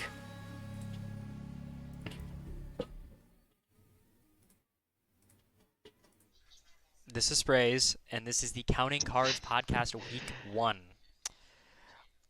Today we have with us Brian from Wild Boys. The Hello. leader. Let's start simple, though. Who are you? My name's Brian. I am the CEO / chairman of the Wild Boys organization / LLC. Okay. So, yeah. Let's look to the past. Okay. So, how did you start the org? How did it come to be? How did I start the org? Well, funny enough, one day I was sitting there with a group of friends at this place called Twin Peaks, and one of my friends mentioned Jinxie, and I was like, Jinxie, who the fuck is that? So they pulled up his Twitch, and we were watching him, and he said something about like a $50,000 like game. I was like, what? There's no way. So me going into Discord and going around, I went through the main R6 server on Discord, and then I got recruited by forgot what org it was, but some small org where me, Knight, and Toxic, were, when we get farther into the podcast, they'll become relevant, recruited me to go play with them. Well, we joined this org together, and we were sitting there, and I was like, oh, okay. Learning on how leagues work, on who runs things. I was like, I want to do this. So one day I was like, yo, Knight, Toxic, if I make an organization, will you guys join? And they were like, hell yeah. And now that's the beginning of Wild Boys right there. How many teams do you have in the beginning? Okay.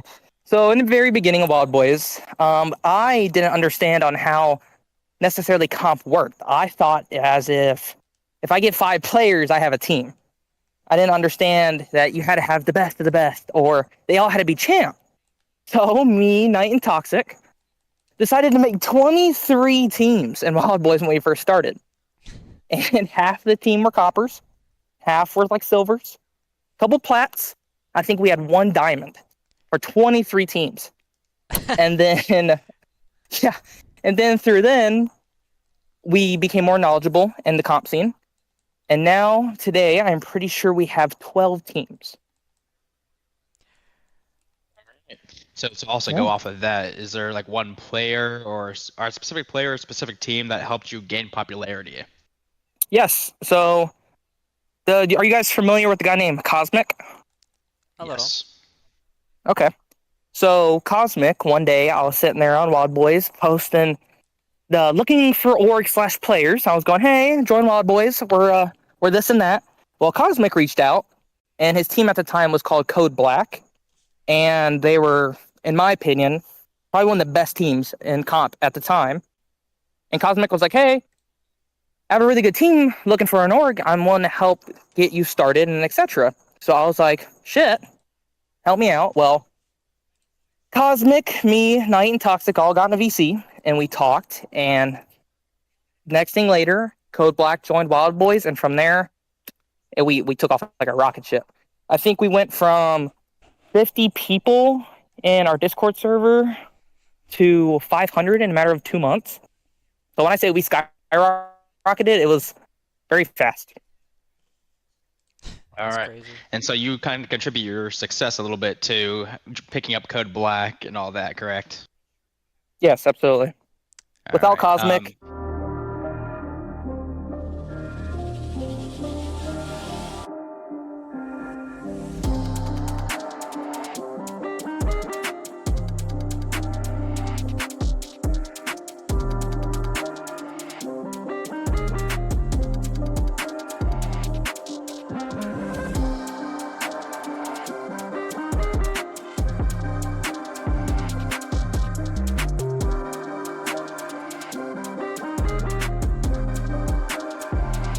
Well, we might have one map done, but they're being very, very slow to leave, and I have custom glitch. So as much as I'd love to not, this one's probably gonna have to be a tech pause for at least a little more about 45 seconds.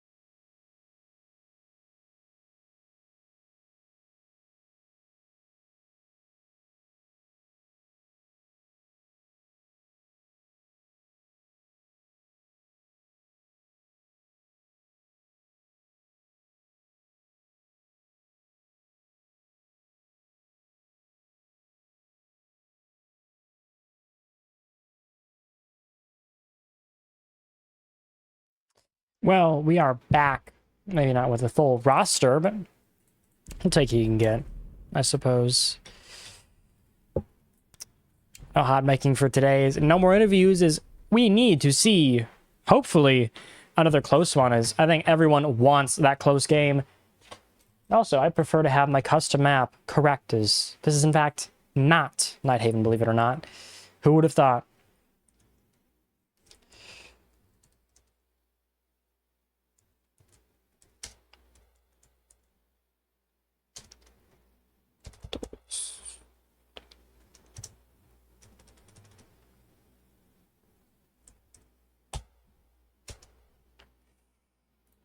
Cafe Dostoevsky. I'm never saying that right, but whatever, we'll live and learn. Should be at least exciting map, but to be entirely fair, I think everyone is excited for hopefully a close one. I think that's the hope, so you do see at least the very close game you want to see, but you never know nowadays. You can never truly be sure. Maybe we do see, you know, a 2-0 from 907, but I think there's still some bite left in the team. I think there's still some bite left overall. Don't count them out quite yet, is what I'd say. But you can never truly know with these teams. It feels like it's all over the place. So, we'll see, is the best way to put it. Because when in doubt, I can't really predict. My numbers tell a story, but it's only so much.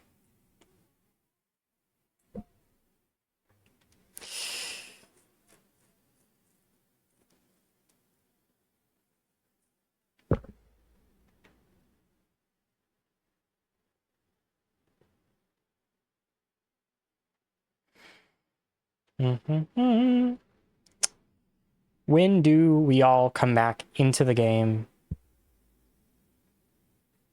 Please, I beg.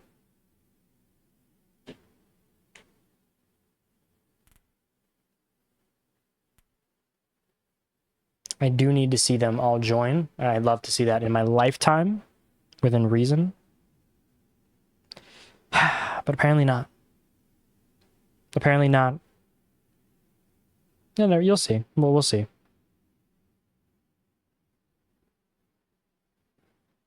In the meantime, at least, as we wait for this, let me check out my T3 team. Visions R6. We're missing one man.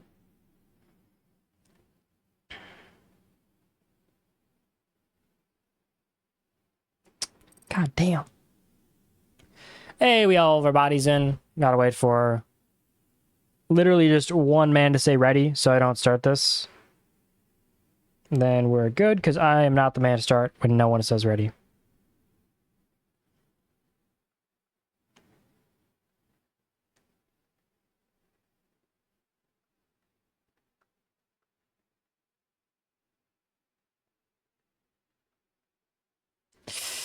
Once they both do, we can start. And why is Buida? Get on your team, Buida.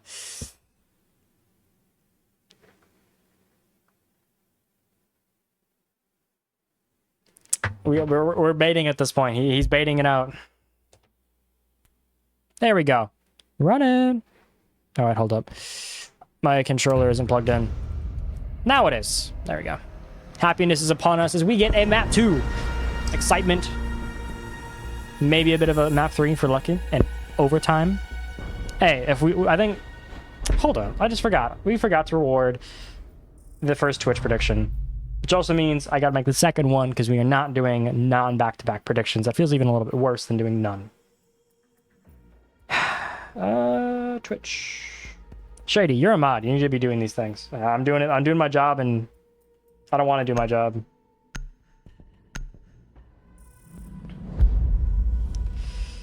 Who's winning map 2?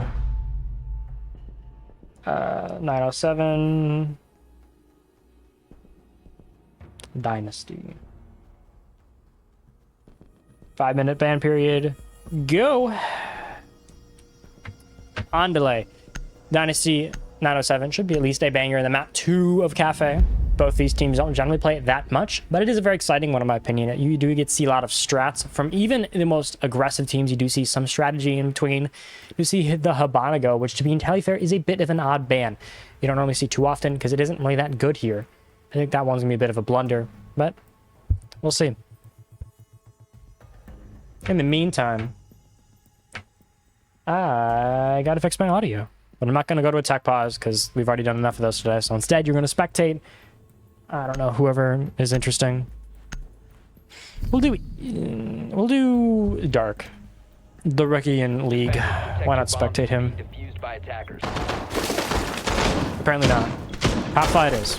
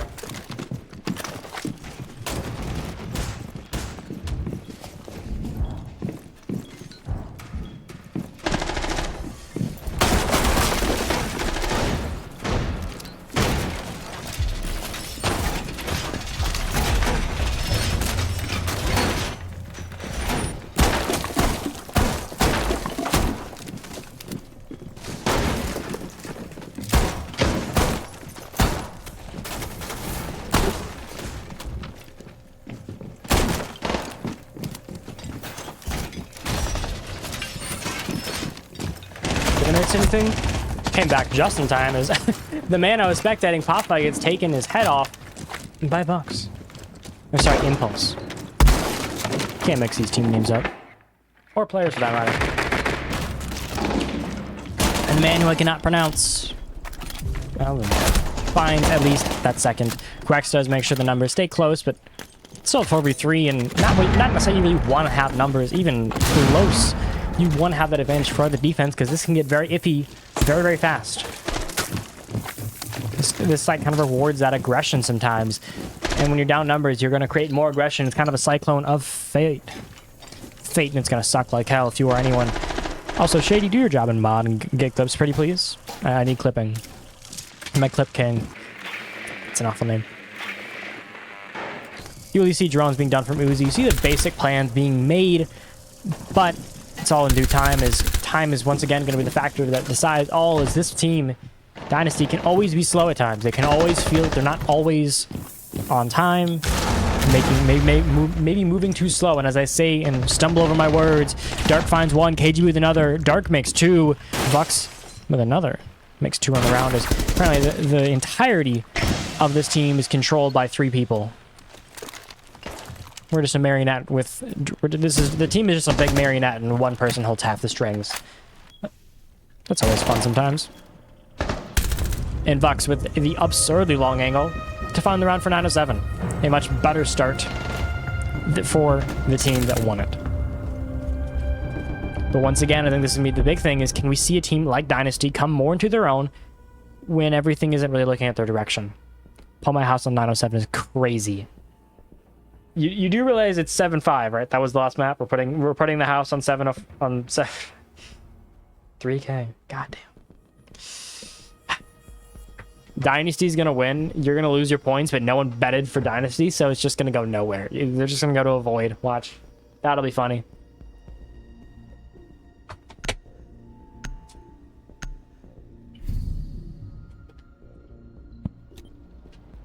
Attackers need to locate and defuse Well, I mean, as many bombs as they can. maybe your points do go your way and you get nothing. Yeah, not really a great version of bet. There's no one betting. Sad times.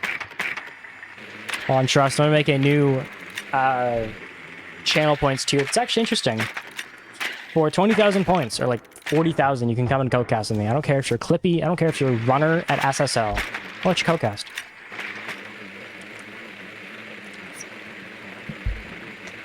Because why not? Have a little bit of fun in life. 10 seconds to go. Pings all around are actually relatively good this time around, as we were not on West. Yes, accidentally made it West, we don't talk about it. No one bet. It's just Clippy. Not Clippy, it's just Gotti. Sad times. Sad times. For one man at least, but yeah, I think it'll be just fine.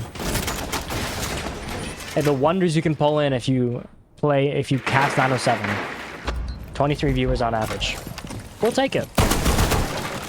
I mean, it's not like a grand finals, but we'll take it. Have some fun in life. I don't care about viewers too much. Make for the good games, the shit talking, and hopefully Buddha popping his ass off. But I think we're only gonna get 2 of those today. You can decide to guess on which one, but no hate to one man, is I think there's still quite a bit good in this team. I think Impulse could certainly be the man to find it. Maybe even Bueta. He's in a spot to cause quite a bit of chaos if everything does go his way, to be fair. It's maybe not in the situation you'd hope for, but one good impact could certainly cause some issues. And since you hip fire away, you do at least find the kill. Make that 2 is a bit of a slurry comes out. Vux with another, and within a good 5-10 seconds, you see all the bodies not go your way. You do at least get one if you are Uzi. Yes, I'm saying it like that.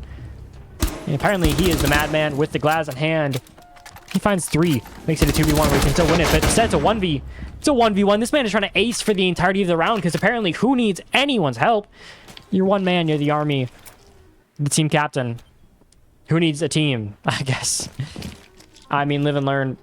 You hope this time you can learn a little bit more proficiently, as you're hoping for a situation where you don't end in this in a 1v1, as having it against the Echo, to be fair, is not the prettiest outcome.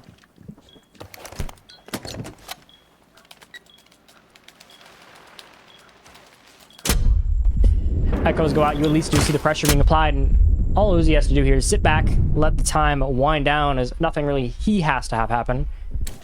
His thing is already done. Now he's just got to play the bait. It's now one man, Quex, who can just sit here and be the most aggravating thing on the planet. Something you can do about it, really. However, trying to challenge the deployable shield, which might be the most crazy thing I've seen today. Because, why the heck not, I guess. Hey, it comes out in the end. You do at least get the quad if you are padding those stats. You at least grab some numbers, but it doesn't really end too well in this case. Instead, you see a 2-0 start, and one man brought so close to a perfect round.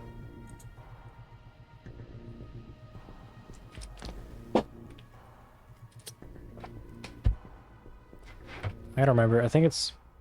I disabled ads for another 20 minutes, so it probably shouldn't go over into this game, but if this game goes to OT, you might run into some ads. I'm not going to cap. I did not fix it because I didn't want to run 3-minute ads. They're gone for 48 minutes, apparently, so no pre-rolls for 48, but we'll see. We'll see. I'm iffy about it. I'm not going to cap. Attackers need to locate and defuse bombs. If you are Dynasty, it's still not all hope lost. There's still something left in you as long as you can at least pull out a relatively competitive half here. Even a 4-2 would probably do, but you do need to get some rounds on the board sooner rather than later, as I think you really don't want to let the momentum of some team like Nato 7 start to just keep going up and up. That table is invincible as well. I need to get the title card for... I just need to have a meme. It's like cards or something instead of invincible, and it's just the same, like, sort of music. The table is, and it just cuts to cards. I need to have some good memes in here, occasionally at least. To be fair, there's also not the start you'd expect from a team, and also a couple of players, as you do at least see Tyrant, who has subbed out. This is probably going to hurt like hell for a team that kind of relied on him to get a lot of those first picks and be the big kind of moving forward for this team. The first aggression, if you will. The person who has the nuts to do anything that no one wants to, which is be the first entry. Well, people have the confidence, not the guts for it. There's a difference. There is lines. Top 5 finds the first in what has been a very, very slow round sometimes. I say that is only with 30 seconds, but it can feel like these rounds can tilt just within 5-10 seconds as you see 3 bodies go out in the span before I can even really get a trade out. I'm finishing my thought on 1 singular kill and 4 others come in succession, because when in doubt, expect these teams to know how to trade. And also throw their bodies at each other like a WWE. That too, that too.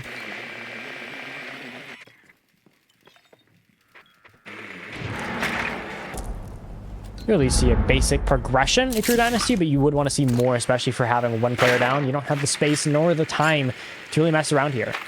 I think that the numbers aren't looking super strong for you, and you might be able to drop the hatch here, or drop the sky.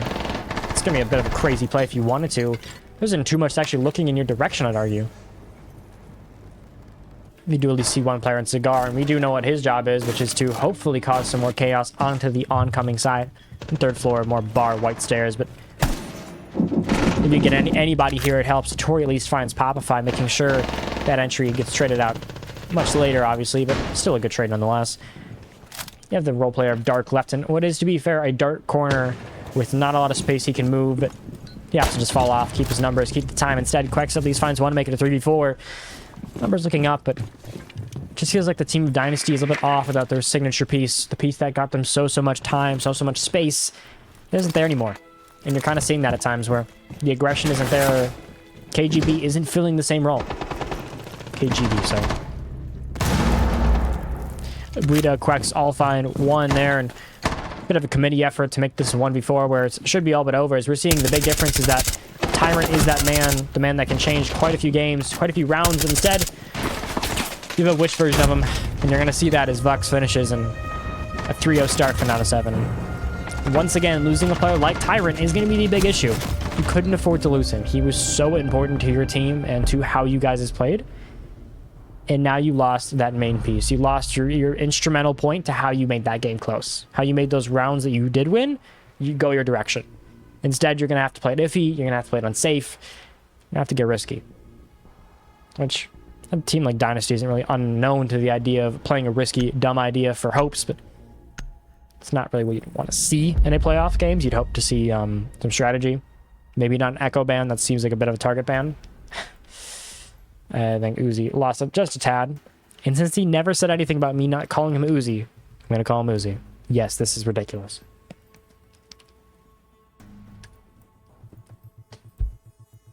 I promise you he does love me. Probably. I give it a 50-50. 75-20, actually. That feels more fitting. There's a 5% chance he doesn't even carry either way.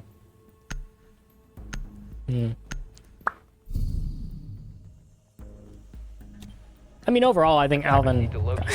I keep calling him Alvin because I'm thinking of Alvin and the Chipmunks. The animated movie. But no. Twitch is hoping to maybe find a bit more impact, I think, because he at least found something later on in the game, but map 1, you'd want to see something a little more substantial and, you know, on time. As I'm all for some help, but when you lose 4 straight, it's not great when you just start dropping quads. You probably want to have that happen beforehand. Beggars can't be choosers, I suppose. 5 seconds to insertion. Beggars also probably shouldn't lose 4 rounds straight to a team, but once again, I suppose beggars cannot be choosers. Well, you better beg your way to a pretty important map win to be in tie for, at least a round, as I swear to God, if we see a great competitive map 1 and then we just see a beatdown because Tyrant kind of left. I get that he's important, but just because he left he left with the milk, a little more like he left to go get the milk. Maybe it's entries. I don't know. To be in tie for that would fit with this team is they might be great at, you know, keeping rounds close and keeping a close game against 9-7, but yeah, they're not great at entries. It's not even that they're bad. They're a good entry team. It's just you're running into literally the strongest entry team we've ever probably seen in SSL, SXL, or SWL. I want to say it is SWL.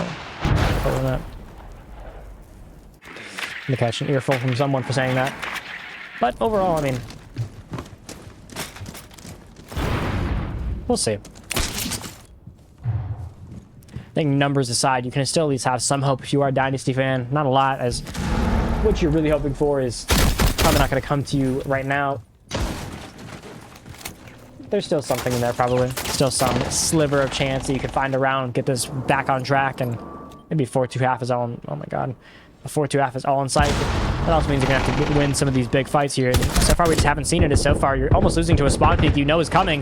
This feels like something out of a fairy tale. Vux instead finds it with a pistol. What did I just watch? They took a fight and he jiggled him with a pistol. Uzi at least brings it back to 1. Make sure those numbers stay close, and you are finding something, but you hope to have it a little bit more on time. And now with a minute 18 to go, none of the space you really need is in your hands, and a bit iffy and very aggressive play from Vux, despite the low HP, because apparently, I guess, do it all or die trying. Maybe not the greatest mentality, but it seems to be working so pretty well so far from a team that is known to be kind of aggressive. However, for once, it's finally being punished for it as he does get taken out. Maybe a little bit later, right after he's getting his kill. At least the numbers are even, but the bigger issue is, once again, the space is not what you need. There is almost nothing taken right now aside of Dynasty, and that can work on a map like Cafe 3rd Floor, where it is at least plausible to do it with little to no space, but losing another pick to Quex is not what you need to do. You need to find picks, you need to find something to hang your hat on. But so far, you don't have much. You have smokes, which can be countered by Popify. You have not really the numbers you need, as it's made a 1v3. You at least got it down, but Dark finishes, and 907 looking like the team that was more expected to be. They struggled in the first half, but looks like it's going to be a free game for them at this point, as there is no resistance. So much hype, so much praying for, a map 3, a truly amazing game. Instead, we see one good map, and then when was the last time they even lost a round? 9 rounds ago? Forgive me if I'm wrong.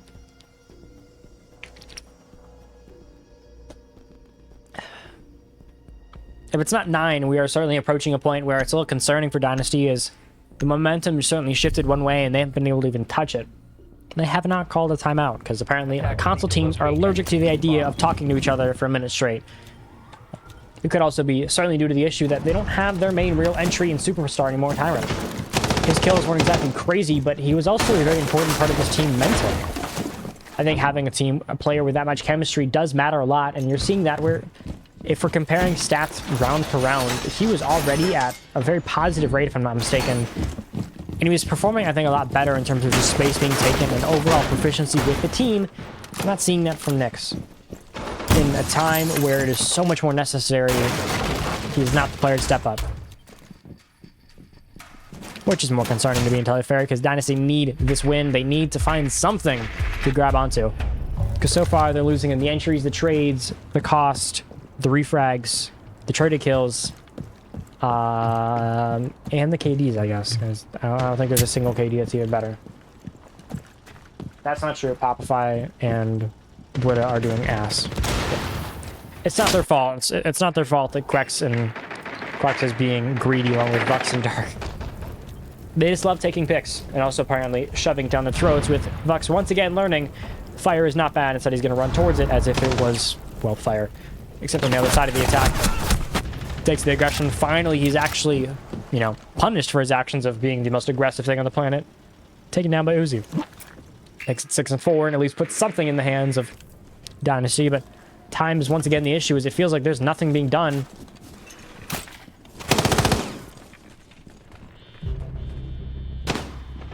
What in the world?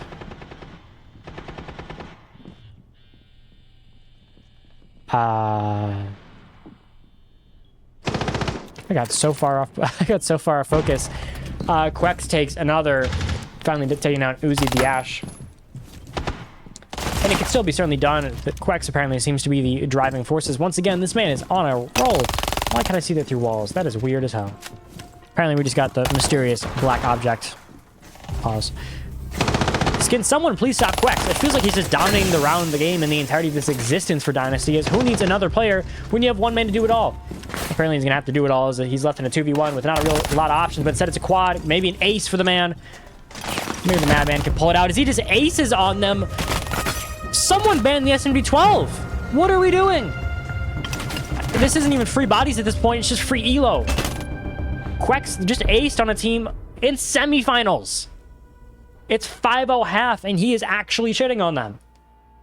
For once, it isn't even figurative. Good Lord. Someone save this team, and also probably the mental, because going 11-1 in a playoff game is absurd. I get that there is playoff, we're boosting our KD here, but this is actually ridiculous. He's probably going to end this KD, the playoff series, with a 4 KD. Because he went 11-1, and then he went, relatively good the first round. This feels depressing. We saw such a strong team from Dynasty, at least early on. This isn't even strong. This is belt to ass. Attackers need to locate and defuse. At this point, I feel like I need to call someone watching it.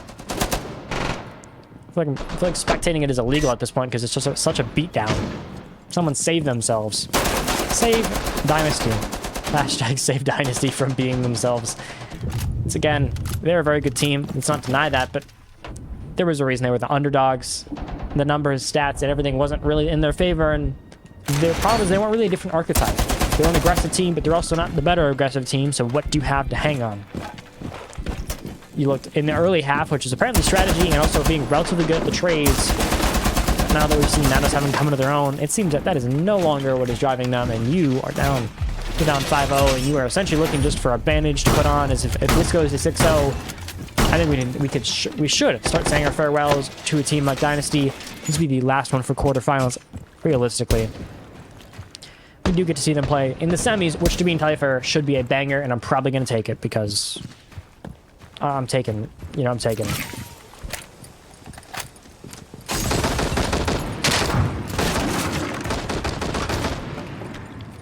For your next games, though, you do have at least 2 bangers that I think should be interesting, which is Wolves Redemption and then Armani versus the winner of this game. I have my money leaning on a 907 Wolves finals, but if we see 907 Redemption, I would not be surprised. Hey, maybe we see Armani squeak out an upset. But apparently, once again, the absolute aggression from Bucks is not being unpunished, or is not really being punished well. As yeah, you do lose the Goyo, but instead you lose the IQ, which is kind of important in a game like this where there's still a lot of utility you want to grab. There's still some BPs, some good cans maybe, but you're going to lose that instead. This one looks maybe not over, but you're certainly looking at it. You're questioning your life. If you're Dynasty, I think you're questioning, how did we get this far and then lose this much? And maybe you can pull some fairy dust out of your back pocket, sprinkle it onto this game, onto the round. It makes something come happen, but Dynasty at least have an advantage for the first time in a long time. We also see this gone their way once. Top being tight for feels like he's being back down, but instead he has an LMG in hand, an automatic DMR more or less, to cause all of the chaos for one team. Because who needs a player? Who needs a team at this point? It feels like the team is no longer in existence, as Quex is just everything. He's your 12-1. He is your every. I don't even. This man can't seem to be stopped or beaten. Is in a 3v1. This is all but likely to be a flawless half. At this point, you're looking for some miracle dust. You're looking for some fairy shavings to put on you, just something, just anything. At this point, even if you get a couple kills, at least look good. Maybe you will catch something. At least the picks are going somewhat your way if you're Uzi. But you also would want to see more. You want to see something to stop the Sexo match point 907. I mean,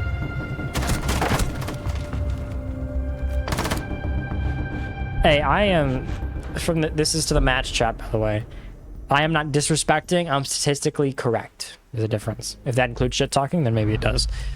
Like Wolves, they were an unknown team who had a lot of issues. I was shit talking. They're winning now. I'm not shit talking because they have the stats to back it up. It's also why I shit talked.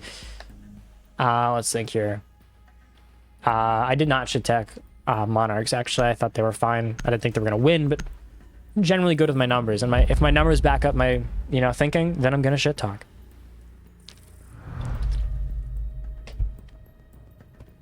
Also to Dynasty, I'm sorry you are getting shit talk, but you should also maybe win a round. You literally just had you had probably the most competitive game we have ever seen from 907.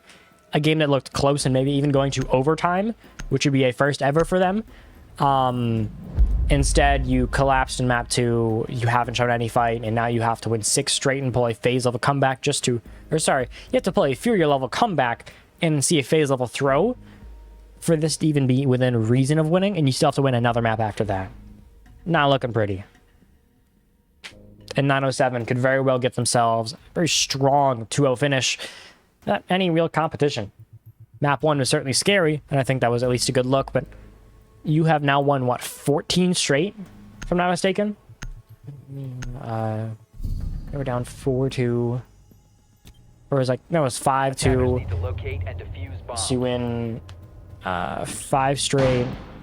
This will be 6. Yeah, so they're on an 11-0 win streak right now in terms of rounds.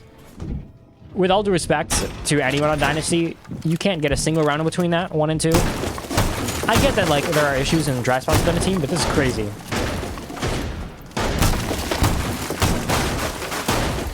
Dynasty maybe can at least stop the bleeding a little bit, maybe make the stats look a little better, the box score not look as strong, but to the viewers here, you certainly know what has happened. You have seen, well, probably one of the most dominant games from one side, and Not a pretty one for the other. If you're a 907 fan, at least you can rejoice and you have a strong team. And you have what should be, what I'd call a hard fight for Armani. And I think it's still winnable from Armani, despite the underdogs. Did he actually just beat him with a glass shot? Okay. Just straight sniping them, because why not at this point? Pulling out all the stops for randomness. Let's see if we can see a little bit more fun in the last round, as I can bring up that energy just a little bit more to keep the tempo happy and maybe see a little bit something fun. You do see at least the feet. Bucks grabs what should be the second there, and he entirely intends to show the aggression as they're already up 6 rounds. He's not slowing down anytime soon. Let's see one man run it all down. For once, the Goyo might actually force him to think about his decisions. Just for a quick second, of course. Nothing too long. As the pings go out, you certainly know what's coming, but you're putting yourself in the middle of it if you're Popify, because why in the middle? Think you're in a 1v5. This one looks all but over. Someone's going to find it. Popify does, and in a flawless round, in a flawless fashion, you 7-0. Map 2. Domination from one man. No, not domination. Destruction is the best way to put it.